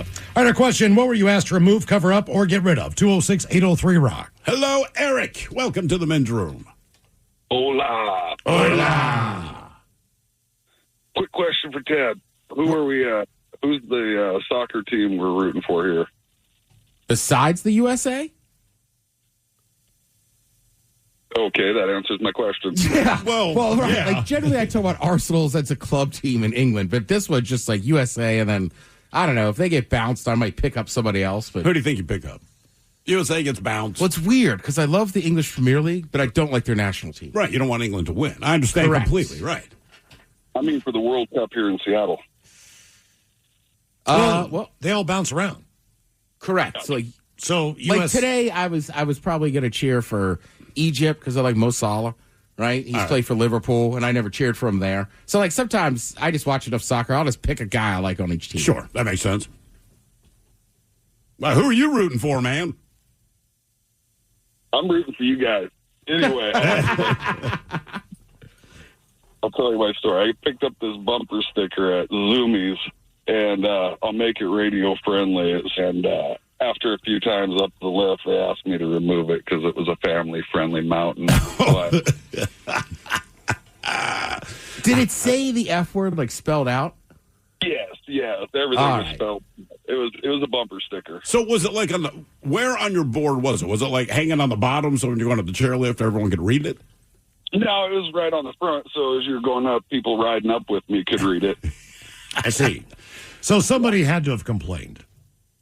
Yeah, I'm guessing so, yeah. Were you an adult or a kid at this age? I was an adult. All right. How hard is it to remove a bumper sticker, though, once you put it on your snowboard? I still have it. I peeled it off, and I put it on my snowboard scraper. Okay. Okay. I like it. Very good. You still have it to this day? This very day. All right. My man. Like, all right, I'll remove it, but I ain't getting rid of it. What were you asked? What were you asked to remove, cover up, or get rid of? 206-803-ROCK. Hello, Joshua. Welcome to the men's room. Liquor and whores. Liquor and whores. And a pirate's key. What's that? And a pirate's key. A pirate's key. A pirate's key. And if you don't know the reference, it's from a movie. I don't. Okay. No, sorry. So I was in 11th grade, and I had gone through the DARE program in the 6th grade. And I got one of their DARE shirts. Which tells me you deal drugs, but yeah. And so I, as a rebellious teenager, decided to go to Zuby's, and I picked up a DARE shirt that said drugs are really expensive on the back of it, but it said DARE on the front. Sure. And I was in probably my second period class. And, of course, it was an English teacher who gave us a test. And, like... She didn't do a good job, did she? Walk around the class, right? And sure enough, he came up to the back of me, and he's like, hey, yep, can I see you after class? Why is it always English teachers? What is it with English teachers? If it's on the back of your shirt, somehow the English teacher is the one who finds it. I don't know. This guy was really kind of a creep. He was a kind of a creepo to the girls in our class too, but he did not like the boys in the class. Well, he drew the line somewhere. Yeah, I think we know why. So you went to the DARE. So I'm familiar with DARE because it exists, but if you go through the program, like, what are you actually doing? We didn't have a program. We just had the van come up with a crime, McGruff, the crime dog, and a couple things. That's what I mean. Like, we give heard us a about presentation, and that was it. But I never know anyone who actually did. Like, so what do you do in the DARE program? So in the school that I was in, they called it their DARE program. And because if you wanted to be part of it, you had to sign your name and say that as long as you were in high school, you were never going to use drugs. All right, fair enough. Basically. Okay. And That's legally binding. that it pretty much was. And so I did sign up for it, but I rebelled, like I said. And so in my second period class, the English teacher, he's like, I need to see you after class. And he's like, I can't tell you that you cannot wear the shirt, but I need you to turn it inside out. Yeah, right. that's typically the that plan. seems to be here's my thing. Like, look, DARE. I'm trying to do you solid, and I know you have chapters all across the country, and I don't think Seattle's an exception. But if I'm running the DARE program in Seattle, like kids, I can tell you anything, right? Because you're going to hear a million assemblies, and people are going to talk about the dangers of all kinds of different things. It's up to you to determine whether or not you believe us. So I'm going to go ahead and prove this to you. We're going to go on a field trip to 3rd Avenue in downtown Seattle, all right? And we're going to hang out there for an hour. And then I'm going to ask you at the end of that hour, do you want to be like them? If your answer is no, don't do drugs. Right? Like, you can give a presentation and speak of the dangers and et cetera, and it's like, you're not wrong, and there's nothing wrong with telling kids that, but they can't really absorb it. But I think when they witness it, like, Billy, that kid, the dude who attacked you with the rusty screwdriver before we pulled him off, he's on drugs. Yeah. Do you want to be like him? The guy that's asleep standing up with the one tooth in his mouth, and it's not even his tooth and it's brown, do you want to be like that? Okay, so when we talk to you about the dangers of drugs, here it is. Right. Here's the reality. And it didn't work. Right. Right? That's Like, what- DARE and all that stuff's like in the 80s and early 90s. Like, that's when you had The massive explosion of drugs. explosions of drugs, criminal gangs. But a lot of times you over-explain things. Like, you're also telling kids how to get drugs. I know that's not your intent, but it's like, really reevaluate, exactly how you choose to approach it. But I'm telling you, a field trip someplace, it wouldn't hurt. I think in any instance, instead of hearing from an officer, you want to hear from a prisoner. No matter what the deal is, no matter whatever your message is. That's all we got in Baltimore City, brother. They rolled up. Yeah, you mother effing think you're tough. You think you're tough. This is how it started, right? It's not even good morning. And these guys were, I'll put your bitch ass in prison. Guess what would happen? We're like, this is a high school assembly, man. Mm-hmm. You know what I mean? But this is. But that works.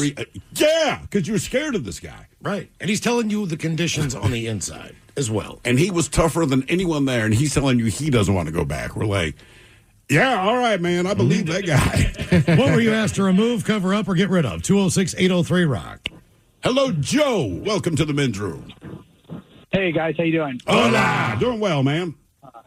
Hey, so, it's my first time calling in. I moved from the East Coast. I'm from Philly. And we used to have this really cool, South Street on Philly used to have all these really like alternative shops, metal shops. It was like all this stuff. Right? Yeah, I've been there. It's a great spot. Yeah, right. So I started dating this girl at the end of 8th grade. She was like, we were really into rock and metal, and all this stuff. So we were like a month out. This was Catholic grade school, a month out from finishing 8th grade. And we went to the shop, and we both picked up 2 shirts. And so I was like, yeah, like, why don't you wear yours? I'll wear mine. Like, it'll be kind of cool, So the next day I get there, and I don't see her. I'm like, oh, my God, she totally just she didn't go through with it. She stayed home. I walk in with my Black Sabbath shirt, and on the front is the Last Supper, but with select people's heads replaced by members of Black Sabbath. Oh, I know the shirt, yeah. My teacher was like, what is that? And I was like, oh, it's just like a shirt. Flip it inside out. I go to the principal's office, and my girlfriend's sitting there. Her Marilyn Manson shirt is already inside out, and she looks at me and goes...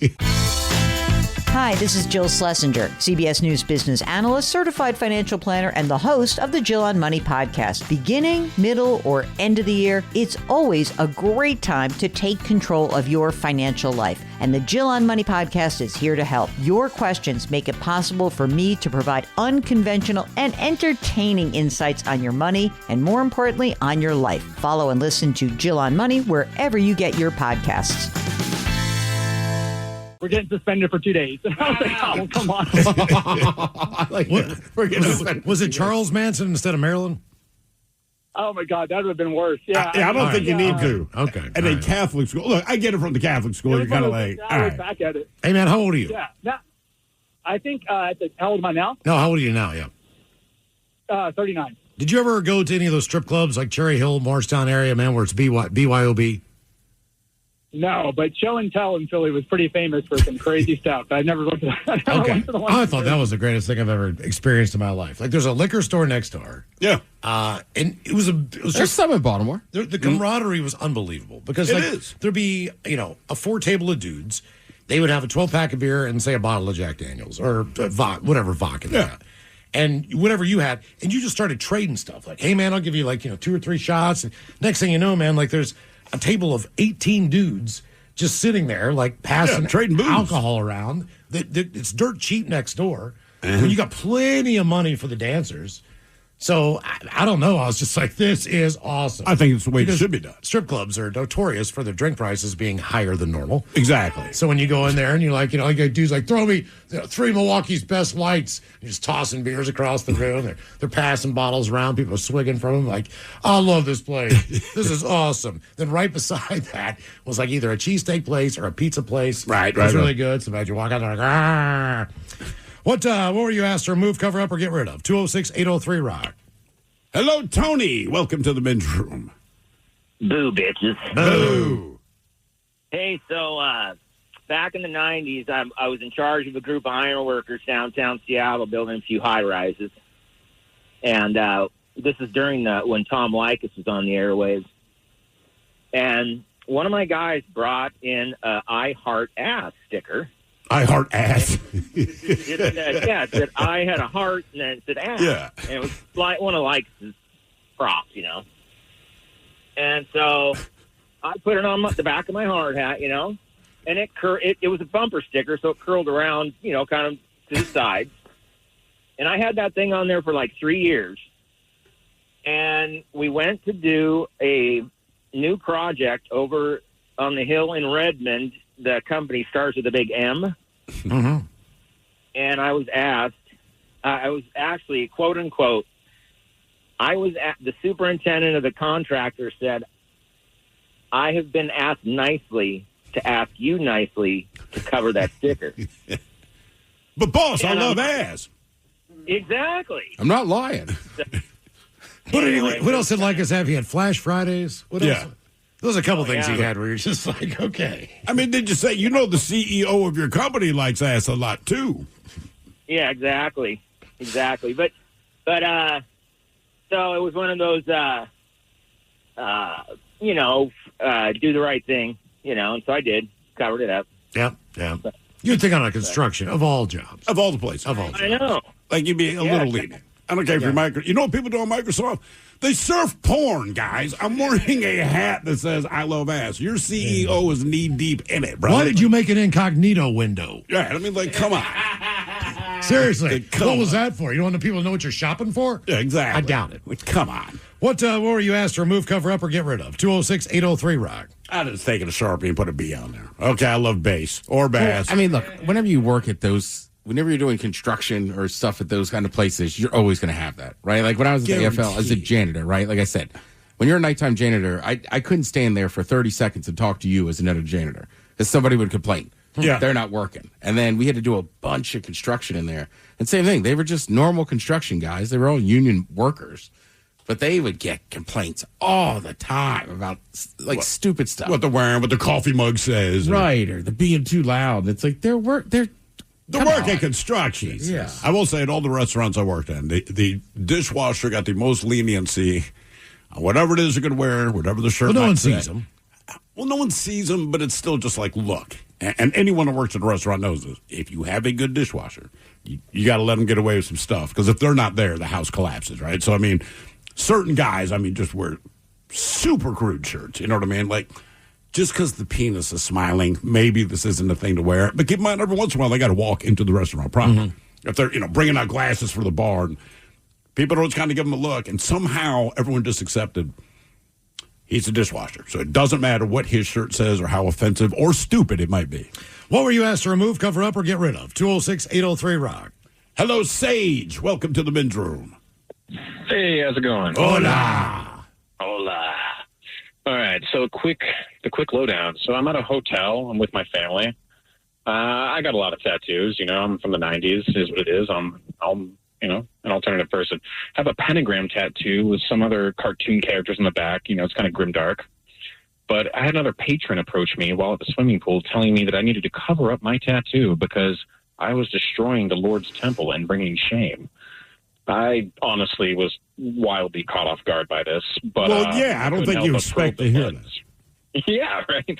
So I probed the guy's buttons, too, and I said, look, man, whether you believe it in or not, you can't just tell me you believe in one side of the quarter, could you? I mean, if you flip a quarter right now, there's a 50-50 chance it's going to land on either side.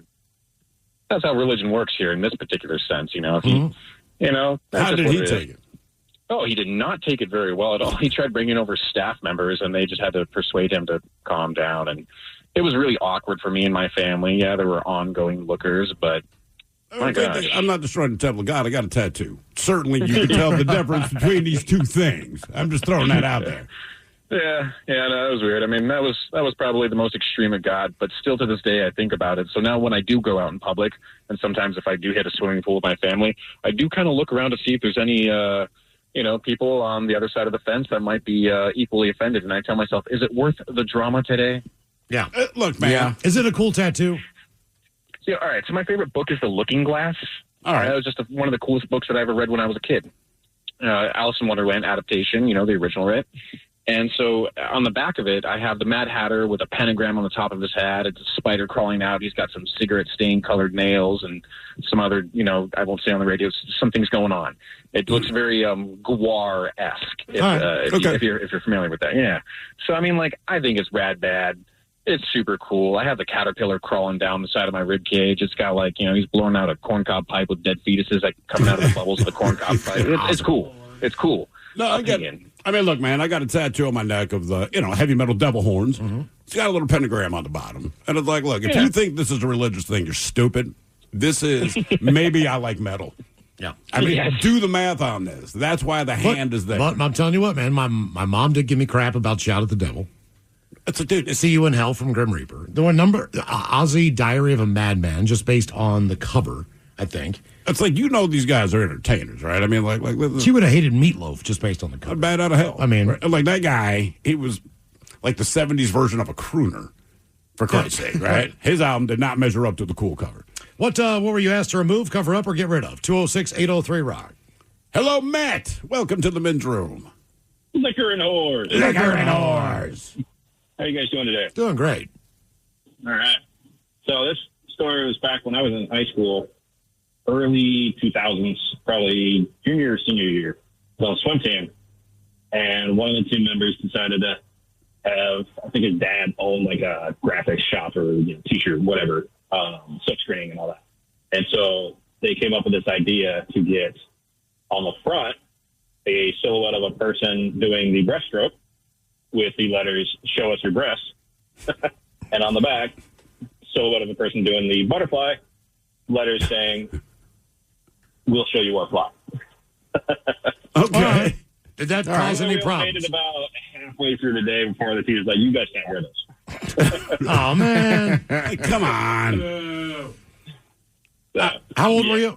This was 16, 17, 18, maybe. Yeah. Whatever that time is, junior, senior year in high school. Okay. Yeah, I mean, I feel like that's the age where they get upset. When you're younger and they realize you don't even know what it means, they're much more delicate when they approach. Hey, can you just turn your shirt inside out? Once you hit high school, they're just straight up pissed. Right. Boy, it's like, dude, again, I don't know what you guys think is going on in this school, but I'm going to let you in on a secret. Every dude here looks at porn. We don't even have computers yet. We can get our hands on porn. You know what we talk about? We talk about sex that we didn't have, but we lie to our friends and say that we did. You know what the girls are doing? They're trying to be cute because they want the boys to like. Don't worry about the freaking shirt because the reality of what is happening here is much different than me wearing something stupid. I cannot remember when Motley Crue's album came out, but here's the ironic part of it. I had just graduated from a Daisy BB gun to a Crossman pellet gun, and then from there, 12 or 13 years old, I got a 22. Right. So you can shoot a gun. I have a brand new 22 in the corner of my bedroom, okay? I went out to get a couple things at the mall, all right? So the first thing, there's an ammo store, Army-Navy store by the mall in a separate little building. I went there and bought, all the ammo I needed. And then I went to the record store, and I bought Shout at the Devil and a couple other ones. I think, so I don't know, Michael Jackson off the wall. But this one had a pentagram on it, Shout at the Devil, the whole thing. My mom comes in giving me crap, and I swear to God, there's a box of ammo, and there's those albums. And I'm just thinking and I remember thinking to myself at the time, like, I got a 22. That's not a big deal. Like, I'm going to shoot you. Right. Like, I'm so mad at you right now because you're going to get rid of this album. Yeah. You're cool with this, but not that. Exactly. Okay. Oh, good. Your guess is as good as mine. Count up the categories include Steven Spielberg movies and fast food. And we've got your emails coming up next in the men's room at KISW.com. The Second World War is the largest event in human history. A 20-part series with Tom Hanks. No part of the globe was untouched. No life unchanged. Experience the ultimate account of World War II. Every single person had a story. These are the stories that make us who we are. Listen to World War II with Tom Hanks on Apple, Spotify, or wherever you get your podcasts. I'm Dana Carvey. I'm David Spade. Fly on the Wall's back for another season, now on audio and video every Monday and Thursday. So many incredible guests will be joining us. Follow and listen to Fly on the Wall everywhere you get your podcasts. Too good to be true. We return to the men's room with Miles and Thrill. Steven Spielberg movies and fast food are the categories that your guess is as good as mine coming up at 4:30. But first time for a few emails from the men's room at KISW.com. You've got mail. Couple from our question, what were you asked to remove, cover up, or get rid of? Guys had a shirt in junior high that had a donkey with a graduation hat on. Below it read, "No one likes a smartass." Didn't go well. Back in 1987, after I graduated, I went and visited my high school and caught up with my favorite English teacher. She invited me to the teacher's lounge to have a cigarette. Damn. And guys, I had a shirt made for my dad that said, "To whom it may concern, F you." It was an old school typewriter writing shirt. He wore that thing all the time, and people hated it. Okay, do we have time for a few birthdays brought to you by Men's Room Roasted Red Salsa from San Juan Salsa Company? Dip responsibly. Let's see what we got here. Also, I should add salsa responsibly to a lot of things. Okay. Well, is this something that happened over the weekend? It is. You know, you get a little heavy-handed with San Juan. Next thing you know, you're dripping salsa all over outside of your burrito. Uh-huh. I also don't wrap burritos the best at home. Oh, the homemade burrito? Yeah, man, I haven't quite nailed that art. It seems so simple when you watch them. It just... Yeah, you watch those guys at Chipotle. All of Charles, anybody who can make a really good wrap. I'm always like, how did you do that? I know. I'm Burrito doing what wrap. you did. Yeah, like, how does mine not stay closed? Yeah. I'm just really terrible at it. I don't know how to fold. I don't know. I watch them do it, and I can't do it. Even if I unwrap it exactly how it's wrapped, to put, like, I don't know, dressing in there or something. Yeah. Right? Like guacamole in my burrito. Then when I wrap, I'll do the exact same way I unfolded it, and now it still won't fold the same way it was when I got it. I know. And sometimes people, like, I was at my buddy's house, and he was like, "You want a breakfast burrito?" I was like, "Sure." He just went upstairs and made them and pumped them out. They were like wrapped in foil perfect. Oh, man. But Charles, can you please wish the amazing Ryan Dawn Hildreth a very happy 18th birthday?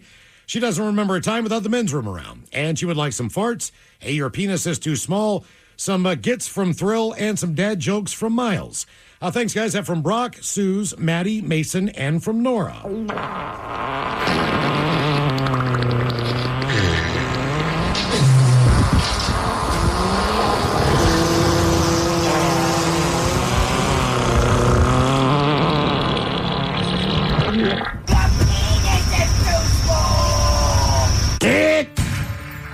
Get. I said get now. All right, here's some dad jokes. What do you get when you cross human DNA with goat DNA? What do you get when you cross human DNA with goat DNA? A kid. No, you get kicked out of the petting zoo. Oh, wow. A doe walks out of the forest. All right. He says, that's the last time I do that for $2. A man and a boy are walking through the woods at night. Boy says, "Oh, sure is dark and scary out here." Go ahead. Man says, "You? I'm going to walk out alone." That's the first joke Castle ever told me. I'm like, I like this guy. Happy birthday to my little nephew, Benny. Sending a birthday shout out all the way to Dover. Thank you for your service in the Air Force, and congratulations on your biggest promotions yet. That would be being a dad. Hope you're having a great time celebrating with your wife and daughter. Since becoming a dad this year, you've officially earned the right to tell terrible jokes. In fact, it's now required by the Dad Code. Here's one to help you get started. What do you call a dad who falls through the ice? What? A popsicle. Benny is hoping to hear the Dirty Germans, Miles with some dad jokes, and Bruce Willis doing a roof that doesn't leak. Thanks, guys. That from Aunt Kristen.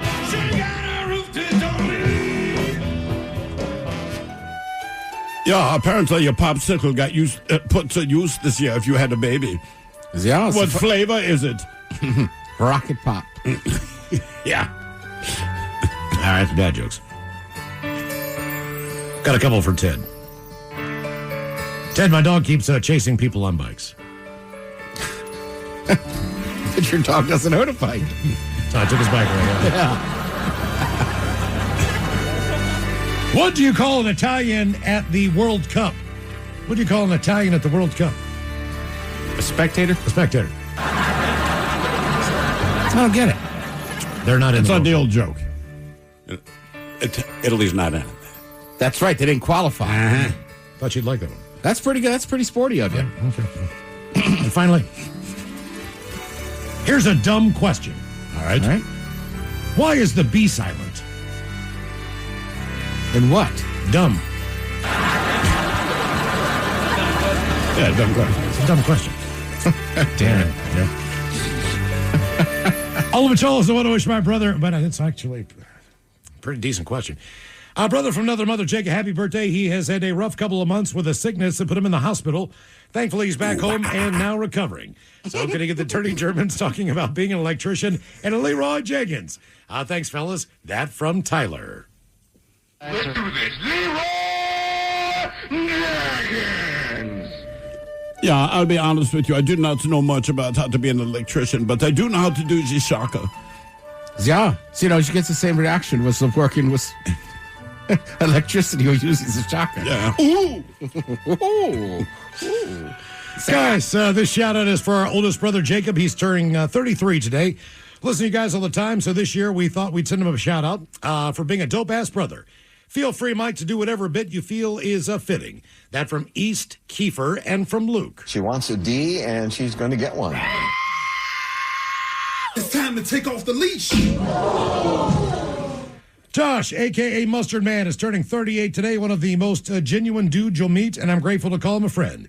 How about a Leroy Jenkins and the Dirty Germans role-playing as medieval warriors dealing with a big black three-headed dragon? Woody-woo, that from Nick. Let's do this. Leroy Jenkins. Yeah, what you call a big black three-headed dragon is simply my penis. Yeah. What does he ask for here? Medieval dragons? Mm-hmm. So, if you're not careful, your penis might end up breathing fire. Yeah. Depends who you're with. Yeah. One for every hole, yeah. It burns. I want to give a birthday shout-out to my loving and beautiful wife, Nicole. Wonderful mom, and is the foundation of our household. If you could please give her some green beans, an owl hitting the window, and Coach Ted with some summer break pep talks. That would be great. She's a teacher. Thanks, guys, and rock on. That from Chris. Green bean. What? Green bean. Okay. Green bean. All right, Coach can help you on this one. I know some teachers and principals in my life. You got to get out of that school. All right, just, I don't know, take a vacation, do whatever you want. Then do what most teachers do, depending on whether you have children. Get kind of drunk most of the summer, thoroughly enjoy happy hour, maybe go to the beach, visit a lake, all that kind of stuff. Wear sunscreen. And then around, by the time the Seahawks report to camp, you start worrying about that next year's lesson plan. Guys, today my kids and I would like to wish a very happy birthday to our phenomenal husband and father. Jacob is a loving husband, incredible father, one of the kindest, most hardworking people I know, and our family is grateful for everything he does. The sacrifices he has made for the love, strength, and laughter he brings into our lives every day. Truly blessed to have him, and hope he knows how deeply he is loved and appreciated, not just today, but every day. So please wish him a very happy birthday with the Dirty Germans from his loving wife, Sarah. Yeah, Sarah, I have bad news. All that wonderful stuff you said about your husband, he's on his knees in front of me right now.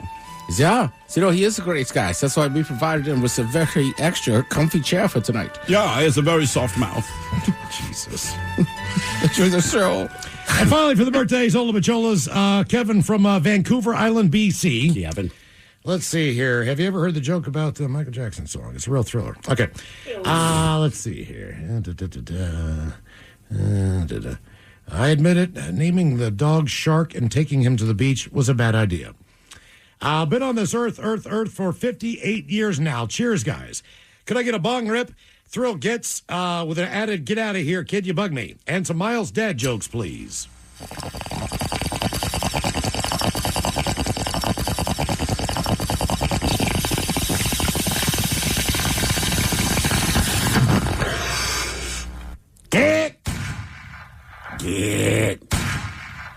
Get out of here, kid, you bug me.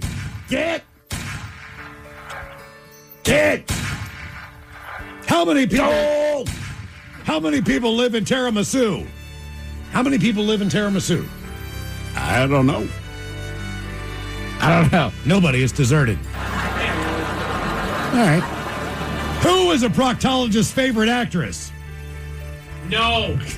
I can't do that one? No. It's his name, an actress. Yeah, I know. Jennifer Lopez? No. Move on. All right. A prostitute approaches a guy and says, for $100, I'll do anything you want. Oh, yeah? He says, clean my house.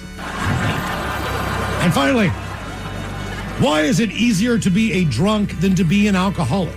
Why is it easier to be a drunk than to be an alcoholic? Alcoholics have to go to meetings? That's exactly right. No meetings. No meetings. All right, that's a better way to say it, I guess. No meetings. No meetings. All right, guys, here you go. Oh, yeah. Happy birthday. Happy birthday. Happy birthday to you. Someone on YouTube cleared up the punchline. Yeah, me. Yas Dirty Germans brought to you by Men's Room Original Sausage. Available through Uli's World Famous Sausage, mensroomlive.com, and other fine retailers.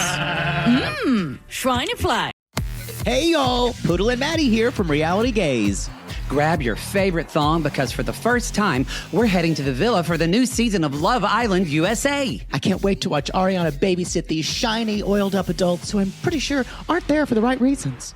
From the home-wrecking bombshells to the absolute wreckage of movie night. Pull up a daybed and join us every Wednesday for all the Love Island USA drama. Find Reality Gaze wherever you get your podcasts.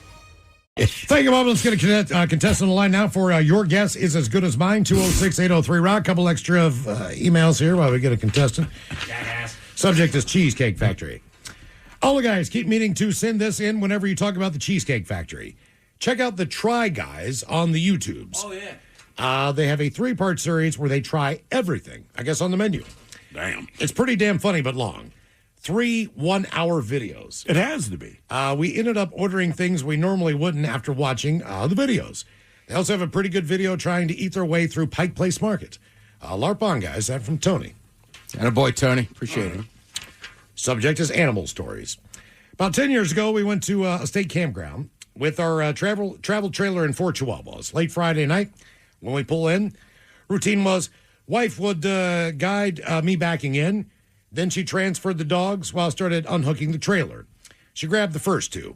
I walked back to the truck, and my male, named Bandit, jumped on the armrest, locking the doors. Because we were prepared, my wife had a spare set of keys.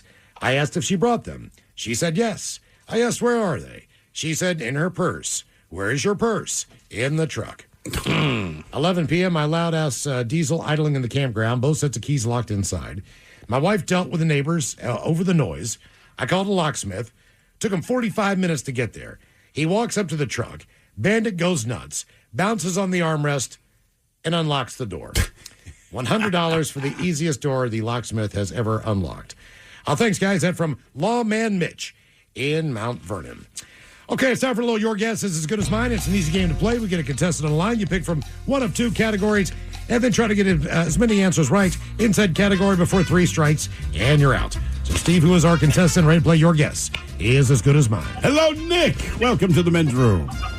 Hola. Hola. Nick, welcome to the program.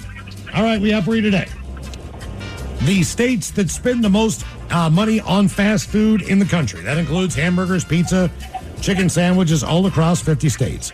So the states that spend the most, that's based on volume, also to some degree price. Sure, okay? And then we have Steven Spielberg's 10 best and 10 worst movies. If you can get 10 correct out of the 20 possible, and you can guess whether it's a best or worst movie, we'll give you that in the category as well. So, Nick, where are you going? Fast food or Steven Spielberg? Spielberg. Spielberg it is. They say Disclosure Day didn't do very well over the weekend. Because it only made $96 million. Yeah, $44 million in the U.S., another $48 million internationally. Seems pretty good to me. I mean, could you imagine making that much money in 1 week? And someone being disappointed. So, Nick, the Hollywood Reporter, they ranked all 35 Steven Spielberg movies from worst to best. And they put actually Disclosure Day in at number 28. All right. To give you an idea. But they have the 10 best and the 10 worst. Either way, if you can guess one of these movies, then you need to guess if it's one of the best or one of the worst. We'll give you that one right. So what's your first guess? And your guess is as good as mine. All right, let's try to go with the best first. Let's do Saving Private Ryan. Saving Private Ryan. Saving Private Ryan. Would you believe that is not in the top 10 or in the bottom 10? It's somewhere in the middle. It's in the middle of the 15. The 15 pack. That's travesty. Yeah, that is travesty. All right, well then, how about Schindler's List? Schindler's List is number 4. Do you think that's one of the best or one of the worst? Yeah, one of the 4 best. It is number 4. All right. An uproarious family comedy, if you haven't seen it. I mean, right? I feel like Private Ryan got docked because it's such a serious film, but Schindler's List is 4th. Yep. All right, well then, let's go with John. Is it one of the best or one of the worst? Best. It is the second best movie, according to the Hollywood Reporter. So they've got Jaws from 1975 at number 2. Let's go with Jurassic Park for the best. Nice. Jurassic Park for the best. Not on the list. They do have the Lost World Jurassic Park from 97 as one of the worst. Okay. Okay, I'm about to say, wait a minute, the second one? No. I thought Jurassic Park was a great movie. Yeah. Anyone can understand it. It's easy to follow. You enjoyed the story. The right people died and the right people lived. I mean, it's a Spielberg movie. Yep. Okay. So you got 2 strikes against you, Nick, and you've got 2 correct so far. Is this critics that came up with this list? Hollywood Reporter. Hollywood? So I'm guessing so. Bro, I would guess stuff like Close Encounters, E.T. Yeah. Let's go with E.T. E.T. It is on the list. Is it in the best or the worst? It has to be the best. It is the number 1 movie from 1982. They say of Steven Spielberg all time. How is E.T. there and Jurassic Park isn't? I'm just saying, as far as the formula goes, and as far as making your kids happy, it's kind of the same frickin' thing. Miles, can I ask if collaborative efforts work? I'm kind of going with Indiana Jones here. Oh, right, when he's with Lucas. They do But work. he directed it. Remember that. He did direct it. Let's go with Raiders of the Lost Ark. Raiders of the Lost Ark. Oh, yeah. Don't you dare.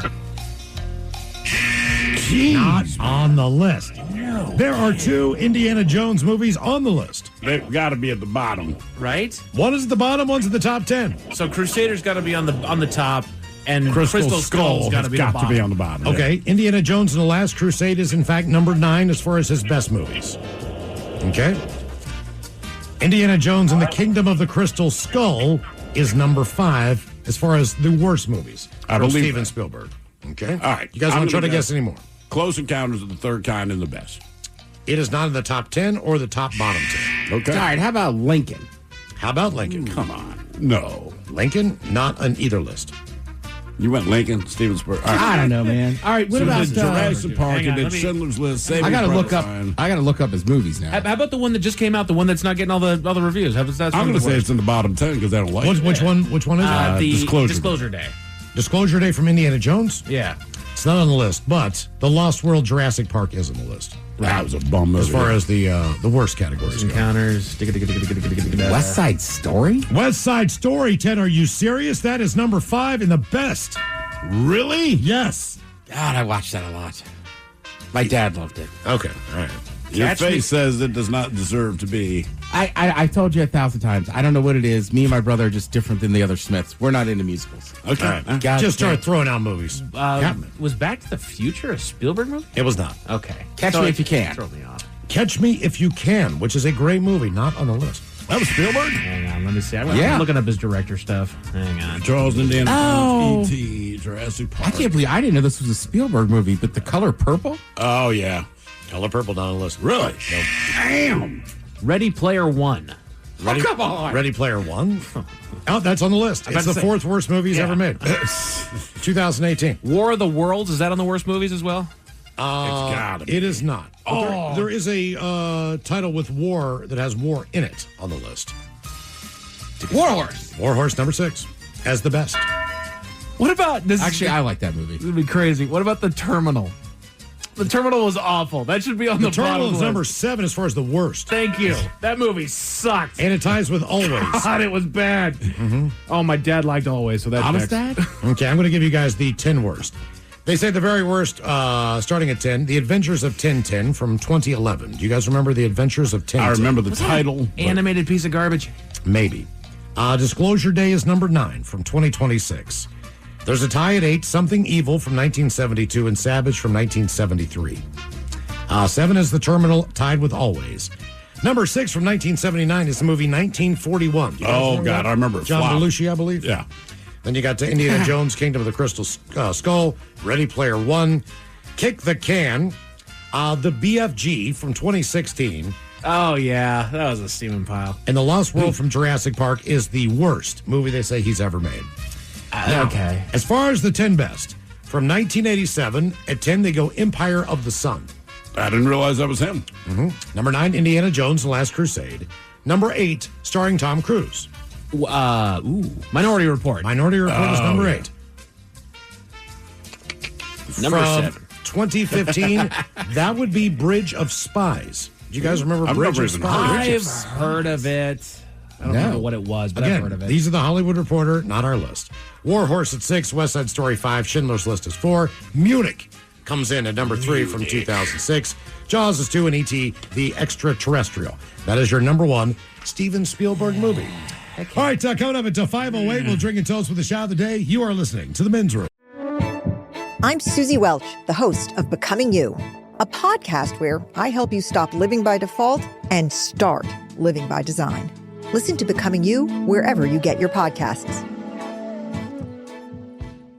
99.9 KISW. The Men's Room returns with Miles and Thrill. All right, so coming up at 5:08, we'll drink and toast with the shot of the day. And we do have your headlines on the way at 5:50. But first, quick check out with Mike Hawk and some of the stories and headlines he is not working on. Well, thank you, Miles. Scientists are saying that GLP-1s have improved male testosterone levels and sperm count. Is there anything they can't do? You cut back on drinking, smoking, your joints are better, you lose weight, you feel better about yourself, and then there's the people who poop straight for a week and are the opposite end of the spectrum are having a hard time with this. Right. Just depends on who you are. And when you think about it, those GLP-1s, like you said, you're cutting down on your drinking, you're cutting down on your food intake. Sure. Like you said, your joints are getting better probably because you're moving a little bit more. Like, yeah, I'm not shocked that testosterone levels are getting better. People's cholesterol gets better. Their Right. blood pressure gets better. Well, and back to what was being said, like, as long as it's helping you get healthier, hell yeah. Yeah. Do what you gotta do. Yes, exactly. Right. The less you can go to the doctor, the better. No kidding. If it costs you $400, $600 a month and you have that money, then, and the doctor approves it for you, It's cheaper than going to the doctor for a health problem. for an issue. No kidding. No kidding.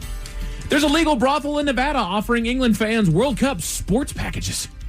Nice. Sports package. Yeah, Wow. pretty much. I think it's run by one gal that's down there, and she talked about how she had a regular from England who then she just kind of got inspired by it. Like she's offering like overnight packages. Like, we'll just hang in the bed and watch the game and get a little kinky, have a little fun, and wake up in the morning, watch another game. And it's like, damn. I might just go there and fake an accent. Okay. Wait, you're going to have sex and sit in bed and watch sports. Right. Okay, mate. Two girls, one World Cup. It's like the equivalent of like $5,000. All right, look, I've done it down there. Oh, yeah. It was right. It was lately during December. I watched one morning in the breakfast place. I was watching Arsenal, little conversation, and then just say I had a date during halftime of a Maryland college football There game. you go. I mean, like, come on, man. Does it get better than I was that? about to say, that's a dream right there. I know. I still remember we were done. She's like, mind if I have a beer? And I was like, from the bucket? Go ahead. Listen, we pretty much knocked everything but a bucket of Miller Lite. You know what, little lady? Have yourself a Miller Lite. So, you know what? When you go back, send another one up. Just know it's coming out of your tip. A researcher has penned an article detailing how AI robots can, in fact, go rogue. Well, no kidding. Right. Isn't that like the whole problem? But they've known this for a while. Like I said, Claude? Okay. I think that was one of the AI things. They're like, yeah, he's writing like 80% of his code now. Right. And we did not expect him to do that. I heard it from a buddy, and I'm going to screw this up what it was, but they basically, they went into AI and tried to optimize like a paper mill or something like that, how to optimize that particular sequence, and said within an hour it had deduced that the human race needs to be extinguished. Right, that's what I mean. It's like, look, it never reaches a conclusion you want to hear. No. Inevitably, I've done my calculations. You should die. Exactly. No, we just want to do a paper You're mill. slowing down production. Right. Go away. Put your thinking caps on, gents. Time for the Merriam-Webster word of the day. Again, it is still an open competition out here, but I do give you guys 70% chance of getting this one right. It's an adjective brought to you by the letter T. Now, something described as this is flimsy, weak, or uncertain. A T word meaning flimsy, weak, or uncertain. Tensile? Nope. Tibbet was my first guess. Let me think here for a second. Flimsy, weak, or uncertain. Let's see the sentence that they give me here. See, the theater had a blank existence for years, but today is on much more solid financial footing. Tenuous? Tenuous. That is the word. Nice work. The sentence helped. Yeah, and I'm wondering if it goes a long way with the sentence. Like, okay, all right. A major study now suggests that there is no healthy amount of alcohol. Yeah. All right. I feel they contradict all the time. Like, we know. Right. A little bit of red wine's good for your heart. Well, actually, no, it's not. It doesn't matter. No one's drinking it because they think there's a health benefit. Correct. That's you don't have to worry about doing that. That's why I'm drinking it. Right.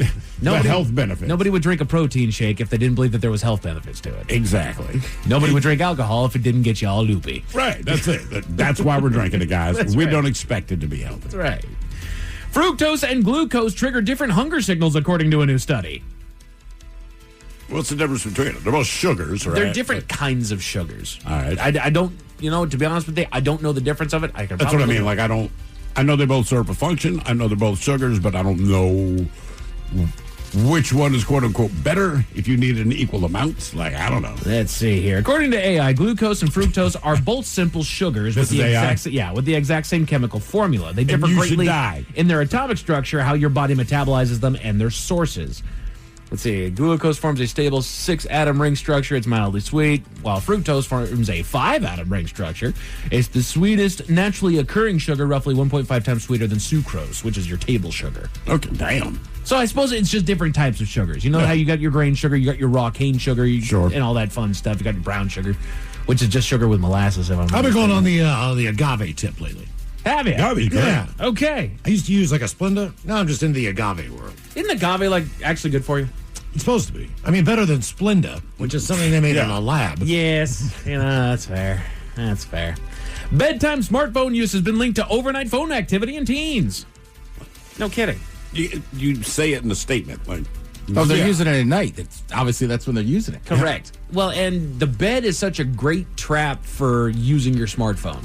It's so easy to just get snuggled up in there, get comfy, and then whatever it is that you're doom scrolling on, if it's TikTok, if it's Instagram Reels, if it's Snapchat, if it's whatever it is that you're going through, when you literally have no place to go, especially when you're going to bed, quote unquote, you have 8 to 10 hours all by yourself of doing nothing. So yeah, of course you're just going to sit there and scroll. Well, and a lot of times too, like teenagers, it's a little bit later, but there's still a certain time. Like you got to go to bed. Absolutely. So I mean, I would do it like if I could sneak in an extra half hour watching TV, or you bet, you know what I mean, or listen to the radio at night. Like you're always like, well, I don't want to go to bed yet. And that could be what it is, right? They're watching movies or TV shows or texting their friends. The phone truly has kind of optimized a kid's ability to just stay up and stay entertained. I mean, years ago with my niece and nephew, we were at Deep Creek Lake, and I was like, we would just like go to the gym, and I'm like, what are you guys doing on those damn phones? And they were like, oh, we're just watching TV shows. I was like, which is what you did as a kid, right? It kind of dawned on me, like, oh, you're right. They're using everything. They're just using the phone. I used to stay up till 12:30 just to watch Conan when he first came on, because I thought he was hysterical. Yeah. So he was like the funniest late night host that I could relate to. Right. So I made it a point to every night just stay up underneath the covers at a little black and white TV, just kind of watch that bad boy. There you go. Turn the volume all the way down so you don't wake anybody up. Yeah. Hell yeah. Why not? We're getting into that time of the year, ladies and gentlemen, where we're changing of the seasons and it's time to clean things up once again. But you know what? You might be making some mistakes. The Men's Room Top 10. The Men's Room Top 10.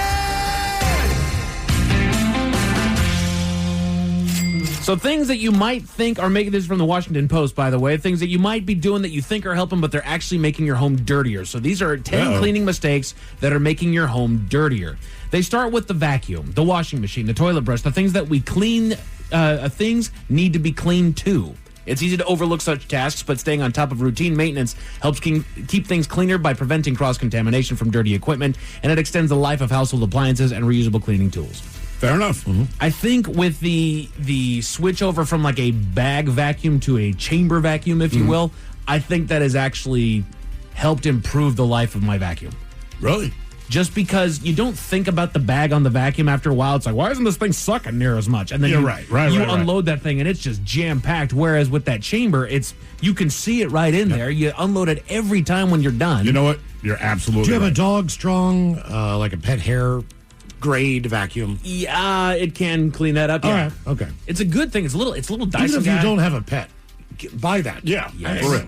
I mean, it's just a better vacuum. Yeah, we've got one that's got a little green laser that shoots out there and shows you the floor. One, I've never known that hardwood floors are that disgusting ever in my life. Do you have a light? We have a light. The light is what changed my life. Like, oh my God, it's filthy. But then it becomes a game. You're like, hey, you're a little bit over here too. I don't have the light. I can just, when the light comes through my windows, that's when I typically jump up and start cleaning the floors. Yeah. I'm like, oh my God, that's what drives like the tumbleweeds in the corners. Yeah. She'll sit at home during this time of year, and all of a sudden that beam of light comes through, and you can just see every granule of dust that's just rolling through. Like, and like every nose print from the dog on the window. Oh my God. It's like, bro, do you specifically pick a different place to go to the window? Because, I mean, or do I have 300 dogs that are here when I'm not home? Right. Like, my God. Man. I think, man, honestly, I think they do it to the same spot all the time.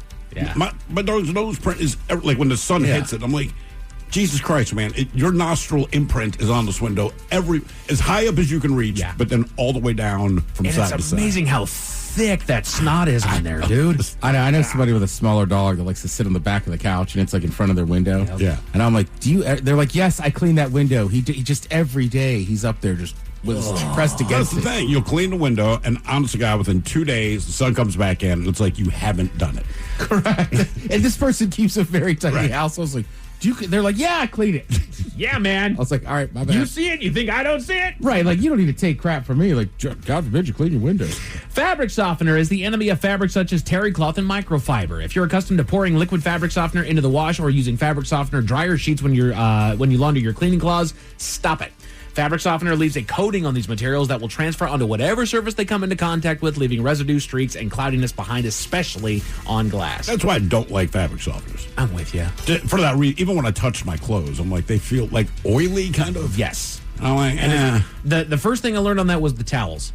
Because same thing, Yes. I learned when I was a kid, like, okay, you put in the stuff and then you put in the fabric softener and away we go.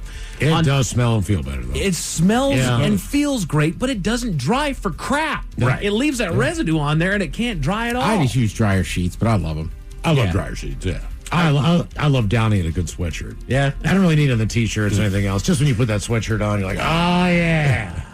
That's a sleeping bag. I look like the baby on the label. That's right. We have a little lint ball that we'll throw into the dryer. What do you mean a lint ball? Well, it's a ball that's supposed to like keep the static down. It does what the bounce sheet okay. does, other than it's not a fabric softener, but it just keeps the static down. I also feel like if I don't use dryer sheets, right away I feel like everything I'm touching, I'm just shocking. Yes. Yeah. Damn it's it. like, nope. Damn it. Son of a gun. The TikTok Maybe Do It cleaning hack. It's one to avoid for a number of reasons, including safety and efficacy. And it's on TikTok. Yeah. The main reason to avoid using laundry detergent as a mopping solution is that it makes floors dirtier. It leaves a residue that attracts and traps dirt, and buildup from the residue gives a dull appearance to floors. Again, if you saw it on TikTok, show me the life hack. No, it's not a life hack. Don't go it's something that some stupid teenager said, they'll believe this. And then you did. You ever use like just basic old Pine Sol? Or Yes. It smells great when you walk back in. Hell yeah. You're like, oh man, Pine Sol. Smells like the forests of Washington. Smells like I'm productive today. It just smells clean. It does. It smells chemically anacerbic, but you know the house is clean. Murphy's oil soap, same thing. You walk in, you go, yeah. See, I clean. When I'll clean the bathroom, I use the Clorox bleach on pretty much everything in there. And yes, it does smell clean, but I can't help it. Every time I walk in there after I'm done to go use the shower, it's like, smells like the pool locker room in here. Damn it. That's kind of my issue with bleach. You know it's clean, but Yeah, it just smells gross. Yeah, it does not smell awesome. No, it's awful.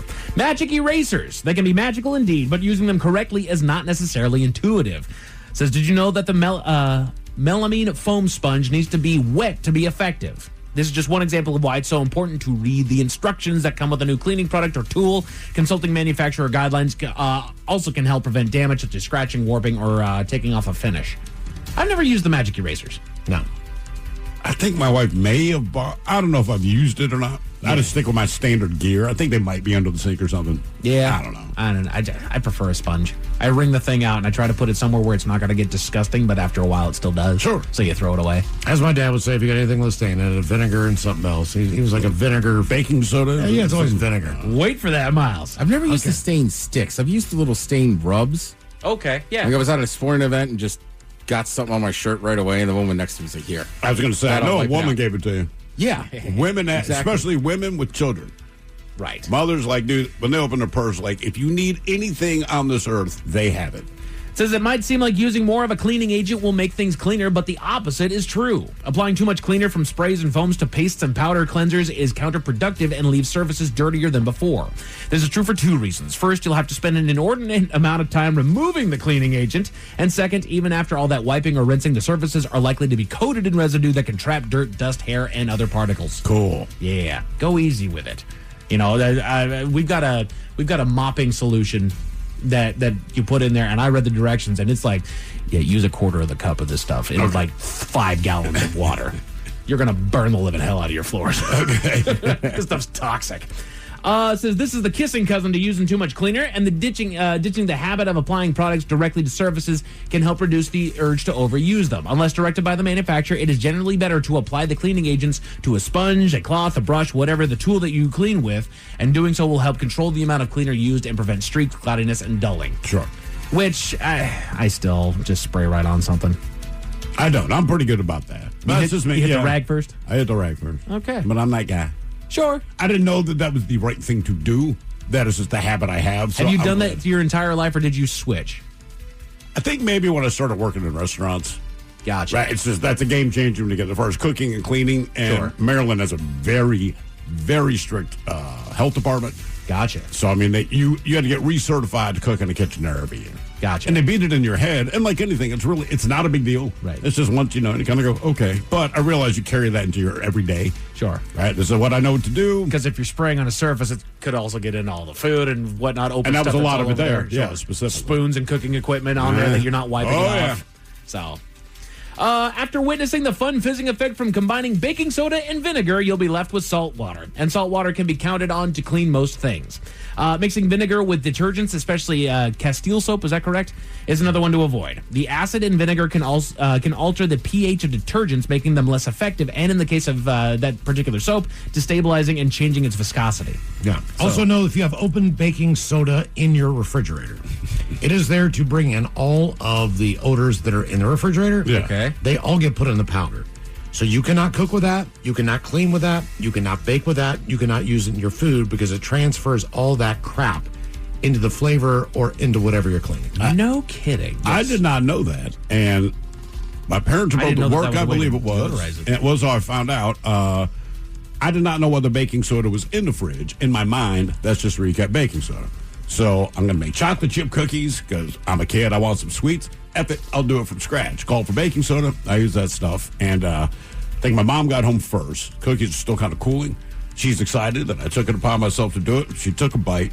And she was just like, Jesus Christ, what is it? It tastes like bologna and eggs. And I'm like, what are you talking? Follow the directions. So she read through the directions. Like, where did you get the baking soda? It's all the stuff in the fridge. And that's what she explained to me, which you just explained. She's like, listen, man, it is a stink sponge. And all of that stink went into, and when I finally took a bite of a cookie, she's right. It tasted like everything that you had in there. Yeah. I mean, I only noticed everybody in my family had them, and my mom once was just like, that always stays in the fridge. Like, just don't touch it. I've never heard of that. That's wild. Mm-hmm. This one says dust builds up quickly on vent covers, air registers, ceiling fans, window air conditioning units, and standing fans, lowering the air quality in your home and spreading the dust far and wide.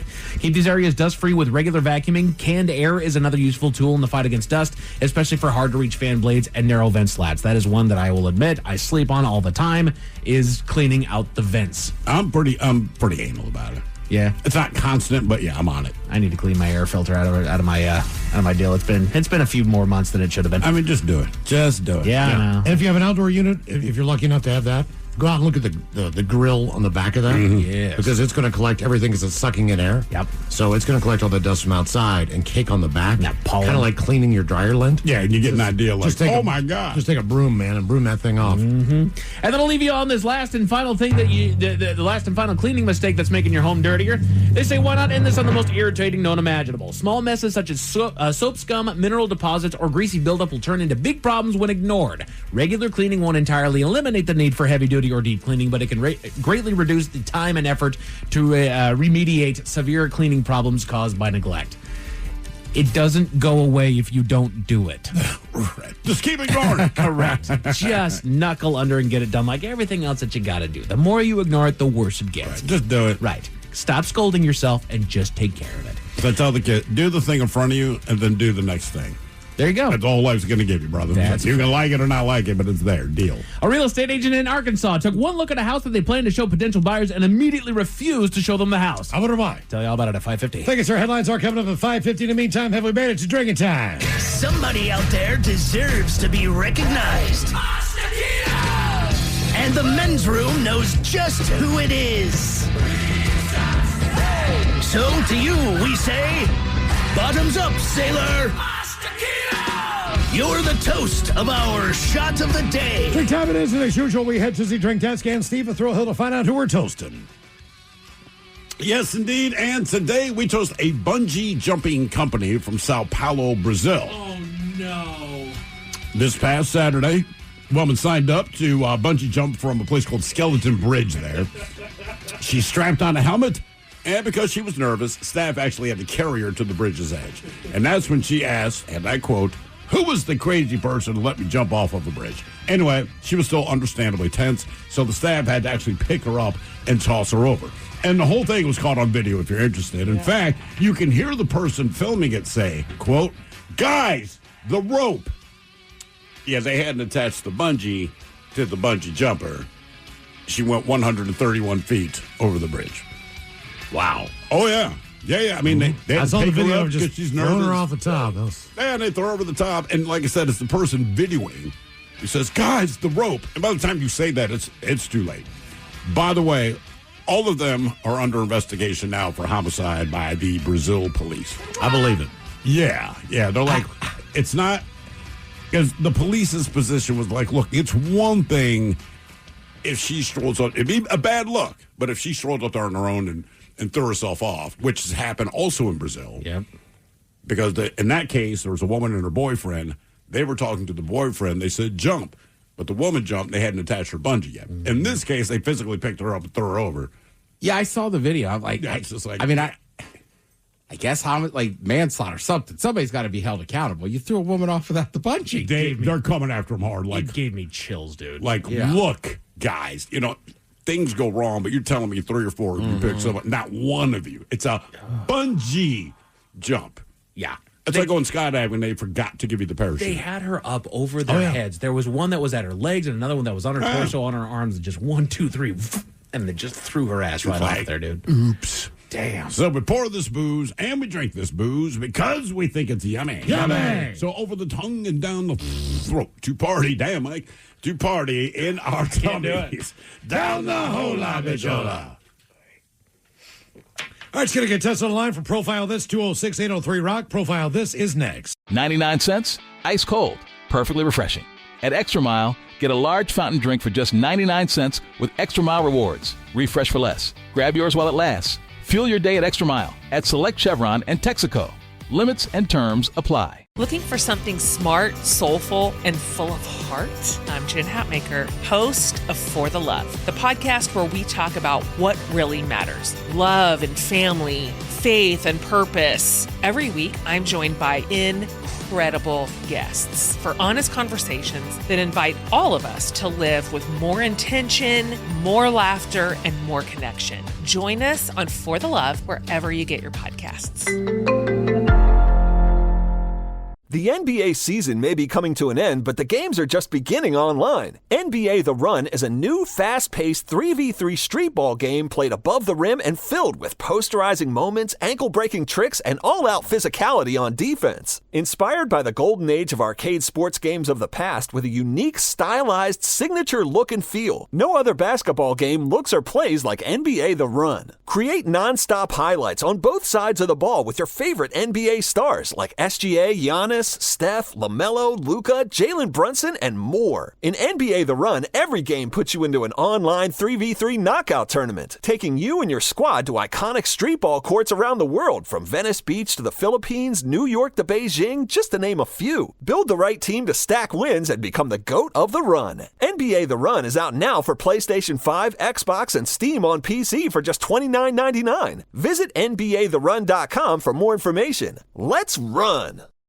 All right, the wait is over. Fiber-powered Wi-Fi from Xfinity is finally here. We're talking fast, reliable Wi-Fi that makes everything in your home work better together. From gaming to streaming to working from home, and enjoy low lag when you're gaming or video chatting. It's Wi-Fi so smart it can heal itself if there's a problem. And with the Xfinity 5-year price guarantee, you can lock in your price with no contracts or commitments. So get on it. Visit Xfinity.com today. Xfinity. Imagine that. Restrictions apply. Select plans only. Fiber connected to premises by coax. What's up? It's your boy, the Ted Smith. You know what stinks? Plumbing problems. You know what doesn't stink? Ted Smith saving you $100 when things get backed up. What can I say? I'm a solutions guy. Right now, my friends at Pinky's Plumbing are offering big savings when you mention my name. You don't need a miracle to fix your plumbing problems. You just need 3 magical words. The Ted Smith. Pinky'sPlumbing.com.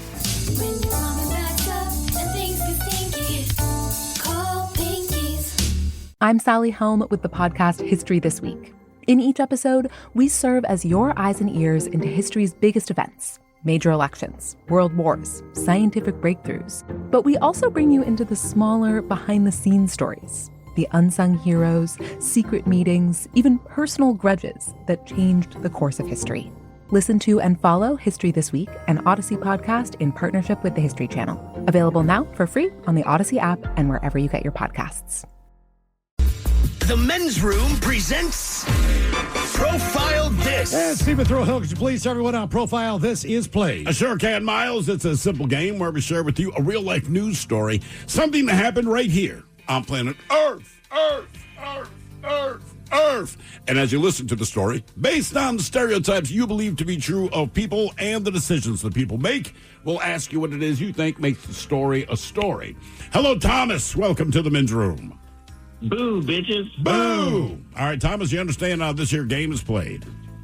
Sir, yes, sir. Fantastic. You have your choice today of one of 3 categories. Today, we offer you the wonderful world of drugs.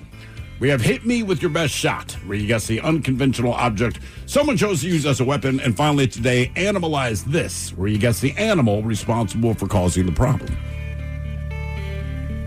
Mr. Stephen Throwhill, would you please hit me with your best shot?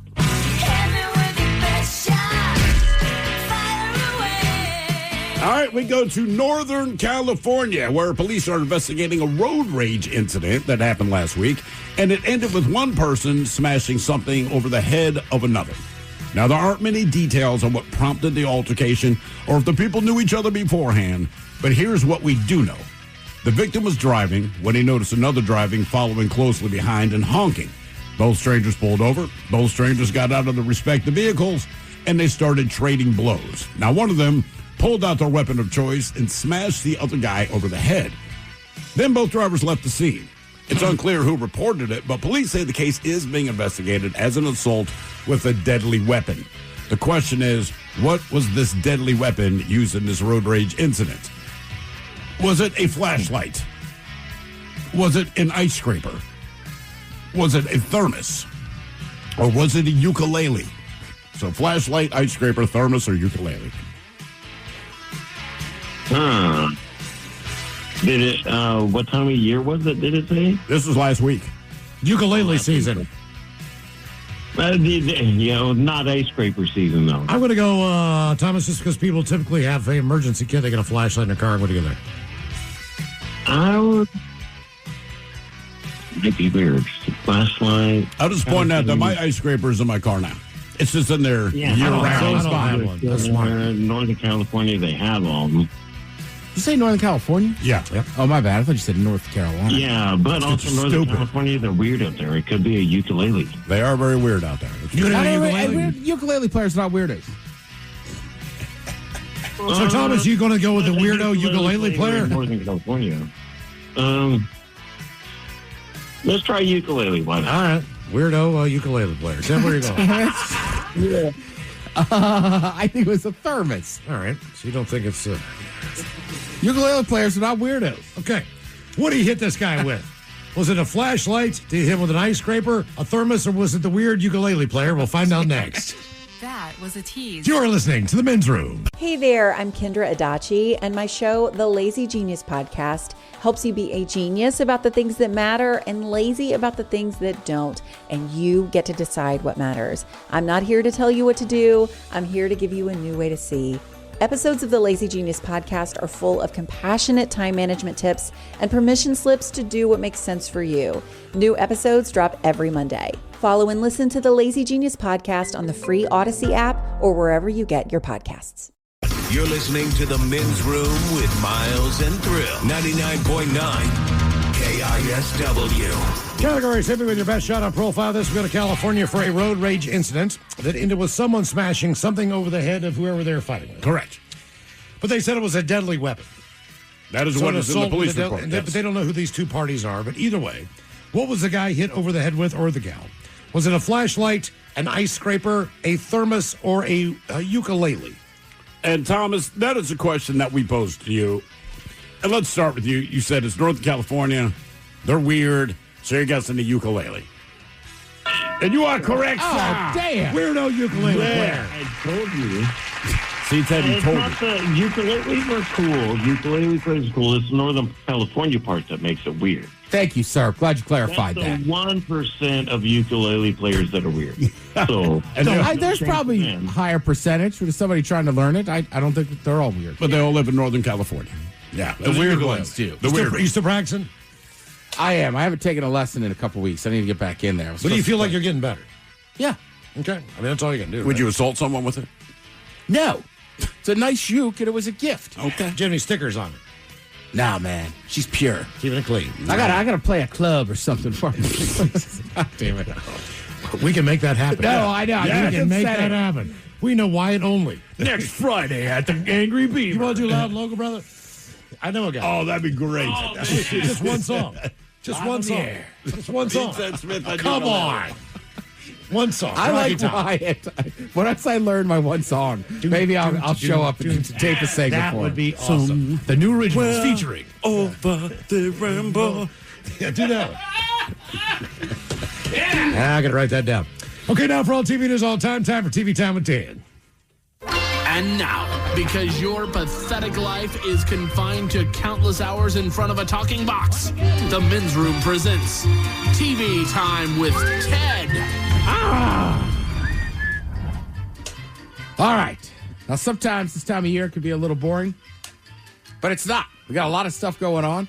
And basically this weekend, we saw the conclusion of two of our big four major sports. We'll start with hockey. And they're going to clinch it appropriately with a total team effort and a shutout. The Carolina Hurricanes have won the Stanley Cup for the second time. It is a little odd. Sometimes you see the end of that and you go, oh, 4-2. Like, didn't go 7 games. But keep in mind, like, the Knights won a game. Sure. Then the Hurricanes won a game. Then the Knights win a game. Then it was a good series. Yeah, it was competitive. I mean, I was sitting in a bar a couple weeks ago watching a week ago, watching that comeback they had when they were down, 2 or 3 goals in the third period, and just, good for them. Yeah. Summoned the will. It was fun. Fun to watch. Yeah. Even 4-2, fun to watch. I was going to say, and it was nice having Sunday night, like live sports on. Like, all right, we'll watch this. Obviously, I would say maybe the bigger story of the weekend in those kind of sports was Saturday night. You had the New York Knicks winning it, finally, again, winning an NBA championship. 5 seconds remaining. Fox to Wemby. Wemby tries a three, puts it up, off the mark. Anunoby to rebound. It's over. It's over. Knicks fans, this is not a dream. Your long, long wait has ended. Go ahead and cry. After 53 years, the Knicks are finally NBA champions once again. 53 years. Mm-hmm. Do you know how many people? There's got to be thousands of people that were born and have died in New York City that never saw him win anything. No. Yeah. Next up, the Mets. Yeah, but the Mets have won in the last 20 years, I believe. No, it's got to be the Jets. Oh, come on. I mean, that's the thing. The Jets and the Giants seem to be abysmal. Well, but again, the Giants are and the Giants have a couple, right? They do. Yeah, they do have a couple, and their general manager's stupid, but they made a good coaching move. The Jets, I believe when you walk into the stadium, it's the same as going to hell, like, all ye that enter, abandon all hope. I mean, to be a Jets fan is I do appreciate the New York fans who are tried and true fans of their team. Yeah. So, it's easy to jump on the Yankees bandwagon. People do it all around the world. It's the most iconic logo probably in sports. Correct. There's a lot of Yankees fans who... Right. And Giants, same difference. You know what I mean? I don't know. If you're a Jets fan, your dad was, your grandfather was, and all that stuff. Correct. Now, as far as the Knicks go... Well, and I do think the Jets, too, from what I understand, there's a lot more Yankees fans almost outside of New York than there is in New York. Mm-hmm. But if you're from any part of Manhattan, which includes, a lot of neighborhoods most people know, or the Bronx, which is kind of the opposite of Manhattan, they're all Yankees people. Yeah. But I do know there's a lot of other boroughs will cheer for the Mets just because they hate the Yankees. Right. Brooklyn's got a number of fans. The Knicks they were the team for the NBA, but they hadn't won in New York. And don't get me wrong, we understand the Nets are there in Brooklyn, but for years the Knicks were the one team. You know what I mean? Yeah. There's Devils fans, but that's more Jersey, this and that. Sure. They're all kind of Rangers fans. And then you're right. Look, whatever you think about Spike Lee, I think the man makes great movies, right? Some people don't. Spike Lee has been there. I mean, as long as every game, yeah. Correct. You can't get on him. Chalamet's younger, but he's from New York City. You know what I mean? It's been a lifetime for him. He might be young, but it's been his entire life. When they last won, they had Knickerbocker written on the back of their jackets and warm up. So I saw a picture of it. They weren't even the Knicks; they were the Knickerbockers. Yeah. Jeez, think about that. I mean, that's a long time ago. I mean, they still are. They're just not called that. They are right, and that was a big thing back in the day. There was theaters and everything else. I'm not positive where the Knickerbocker is.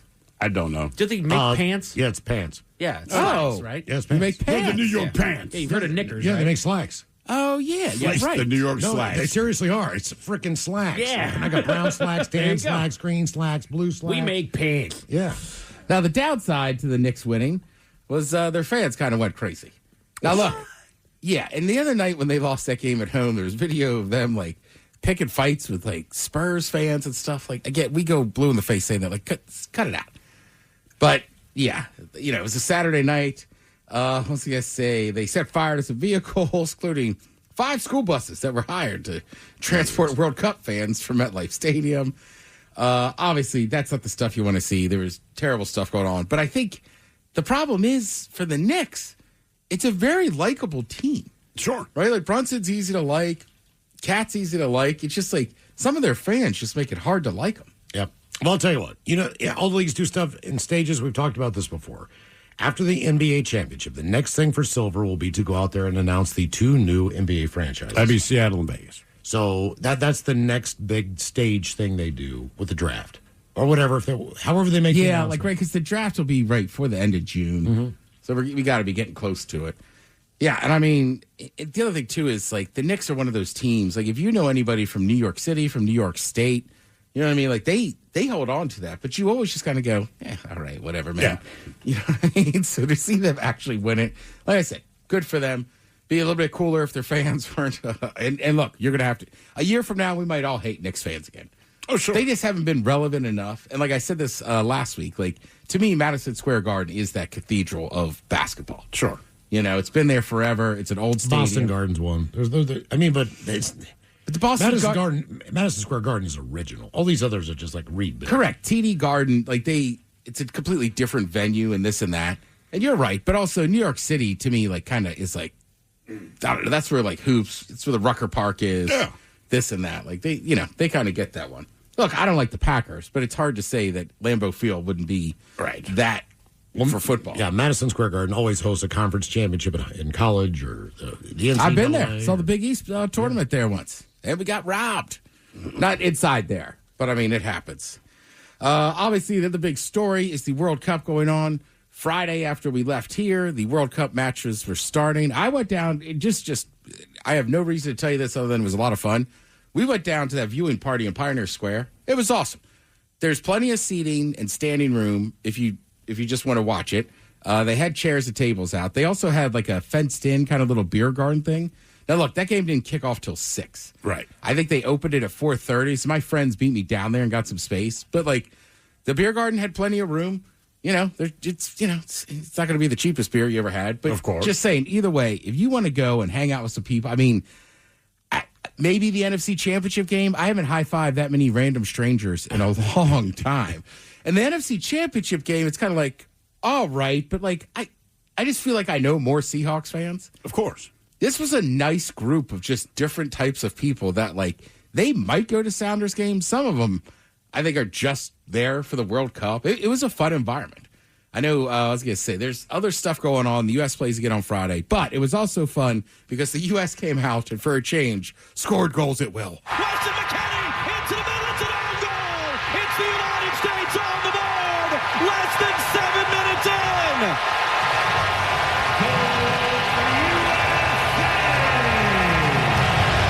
The Americans are here in their home country. Los Angeles Stadium. The United States 4. Paraguay 1. It is as close to a perfect beginning as any of us could have possibly imagined.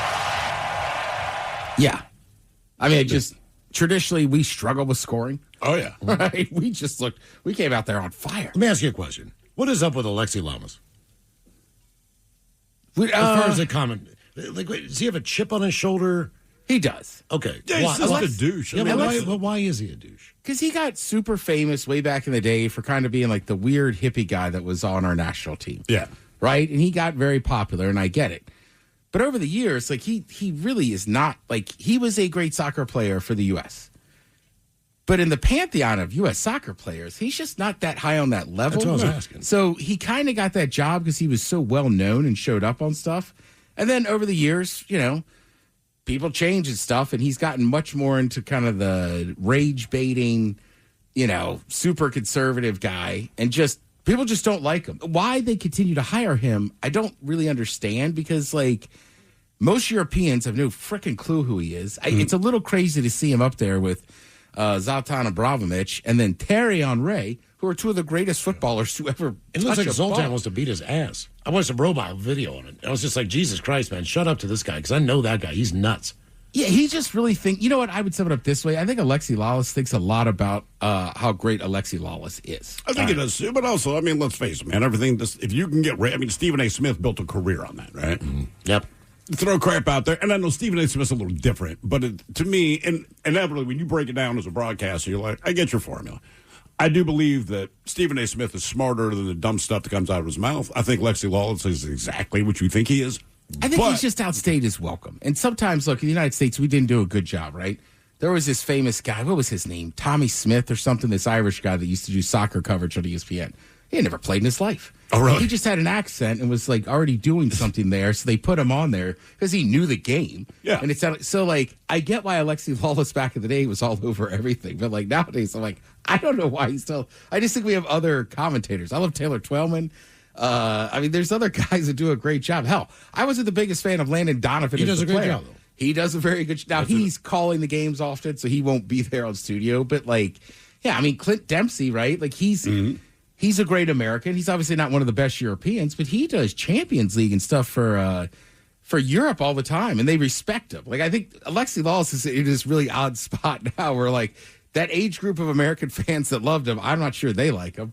newer kids have no idea, and the Europeans. And there's nothing likable who about is it. this guy? Yeah, exactly. Talking smack. Right. I mean, with that said, Alexa, I'd go have a beer with him and be like, what changed? But yeah, that's why he's on everything. Like I said, you still got some sports going on. You still got college World Series. I also have a first-hand report. My brother talked to him today. Old Miss lost both their games, so he's already home. But he said, if you like college baseball, just go. Go to Omaha. You don't need to know. You don't. He goes. We met people that just go every year, and he's like, you don't have to have a team in this tournament. He's like, just go to Omaha. Like Nebraska, shocking. They're super nice, and they are excited you're there. Well, of course. So you got another game of that on tonight, and I believe we have one more World Cup game tipping off here soon. Thank you, Ted. We appreciate it. You're listening to the Men's Room. Men's Room returns with Miles and Thrill. Now, let's see what's happening in the real world. All right, here we go. A New York McDonald's is sued as a woman claims an Egg McMuffin ruined her life. Meanwhile, the Spider-Man of Yemen has an interesting way of leaving his wife. Teenager's caught in Boston after robbing a kid's lemonade stand. Guy attacks a man with a knife, and a tourist jumps in to lend a helping hand. And a real estate agent tries to sell a home full of squatters and lots of snakes. It is time for your headlines. Now, it's time to hit the headlines. Here's my car. All right, our top story in Arkansas for something out of the Ted Smith's nightmares. A local real estate agent had arrived at a home preparing to show it to potential buyers. It was business as usual as the agent was going over some info on the house when they looked over at the front porch and noticed a squatter. They took that opportunity to take a quick video of the front of the house where we see the intruder, a black rat snake that was slithering around the front door. Then the shot pans to the eaves of the front porch, which several other snakes are hanging from said eaves. And then we pan to an electric panel that has another emerging as well. This thing is infested with rat snakes. Ugh. Yeah. The house was in. The agent immediately refused to show the house to the buyers. They said, nope, we're just going to go ahead and move on from this one. Yeah, you don't want this house. Yeah. Nobody does. No. Except that one creepy chick you knew in high school. Yeah. Right. Other snakes? I'll buy it as is. They're free? Just when my wife and I were looking for looking to possibly buy a house just before the pandemic struck, there was one house that we showed up in the driveway. The agent took one look and said, I'm not selling you this house. Get in the car. We're going. Damn. Get it out of here. We're not doing this. I mean, you can afford it, but... Yeah, right. I mean, I could. We could absolutely make the deal happen, but no. In other news, we go to South Boston, where criminals get started early. This is a sad story. A brother and sister, aged 12 and 11, were doing what plenty of kids their age do, especially this time of year, and they were operating a lemonade stand out of the neighborhood for passersby to get a refreshing drink. During their business hours, a pair of teenagers aged 14 and 11 arrived at the stand and asked if they took Apple Pay. Not long after that encounter, the older of the two customers brandished a gun and demanded the pink box of cash, which contained about $50. The siblings gave up the cash without a fight, the boy saying that he was just mostly annoyed that kids shouldn't be dealing with guns at their age. The stand has since opened back up and earned a visit from Boston's mayor, as well as several other supporters. They say a portion of the proceeds will now go towards a local gun violence prevention group. The 14-year-old was arrested and faces serious juvenile charges. His accomplice has yet to be brought in. A 14-year-old drew a gun on these kids. But that, like I said, because we were talking about that last week, right? That makes more sense. At least it's another kid doing it. Yeah. Right, as opposed to an adult. Right, it's ridiculous. Yeah, a grown-ass adult that's doing it. It's just, what are you doing at 14 years old where you've already got the nads to just walk up to this group, brandish a doggone gun? Let another 14-year-olds know you can't fight. And you live in Southie. Right. Just saying, come on, man. South Boston. Yeah, that's what I'm saying. Like, I don't know. Like, it doesn't matter. A lot of cities, like Southeast DC is the same way. It doesn't matter which group of people live there. It has always been the worst part and toughest part of the city. Yep. Same with Southie.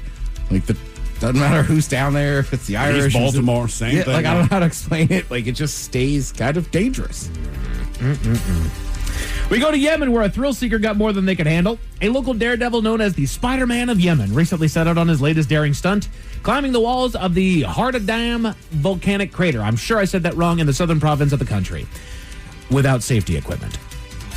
As you can imagine, there's a reason why people have safety equipment, and that was displayed in a short video where our man is seen holding the cliff's edge with his right hand, and his left is in the air, waving around before he loses his grip with his right and plunges nearly 400 feet into the crater and the waters that sit within.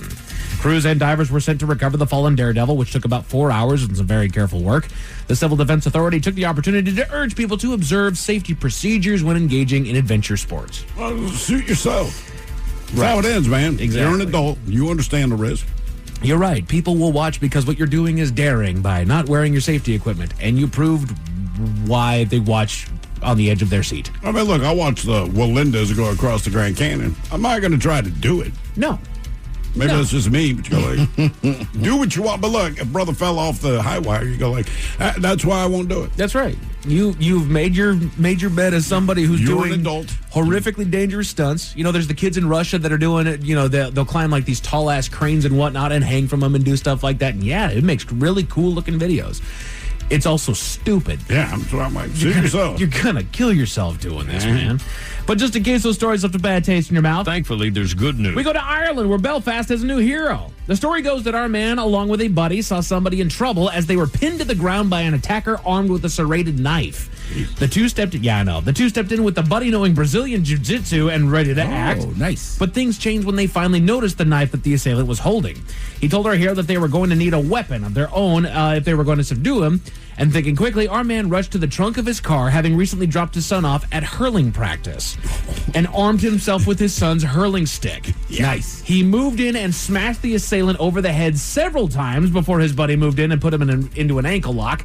Police soon moved in and took over. Meanwhile, a GoFundMe was put together by folks that want to celebrate the hero of Belfast and buy him a pint, which has already amassed the equivalent of 45,000 American dollars. That's a lot of pints. Yeah, that's right. The victim was taken to the hospital with a significant injury to their eye and are currently in serious condition at the hospital. I kind of hope some of the proceeds from that GoFundMe go to make sure that this guy's okay. Yeah. This guy with a knife, he had already messed up this guy pretty significantly. So it's I wouldn't mind seeing some of the proceeds go in that direction. Men's Room Sports with hockey and basketball wrapping up over the weekend, and the Mariners currently on the road. All we've got for you tonight is a little baseball on MLB and ESPN and more soccer over on FS1. As far as your weather, we are cooling things down a little bit tonight. We're expecting partly cloudy skies with a low of 59. Tomorrow, they're predicting more partly cloudy skies with a high right around 71, so a little cooler tomorrow. That's it for your headlines. With that, Mike Hawk is out. Thanks for tomorrow on Sit and Spin. We have famous musicians that sing backup vocals on other artist tracks that you maybe not know about. That's coming up on Sit and Spin tomorrow. Lovely Jolene is coming in seconds. Yes, indeed, it's all true, but in the meantime, well, we be all about this bitch. So until tomorrow, please do what you do best. And for Aletha's sake, stay beautiful. The Men's Room has been taped before a live studio audience. Wardrobe and makeup provided by Mantastic Limited. This has been a presentation of the Men's Room Radio Network. Oh, man! A Double Flush production.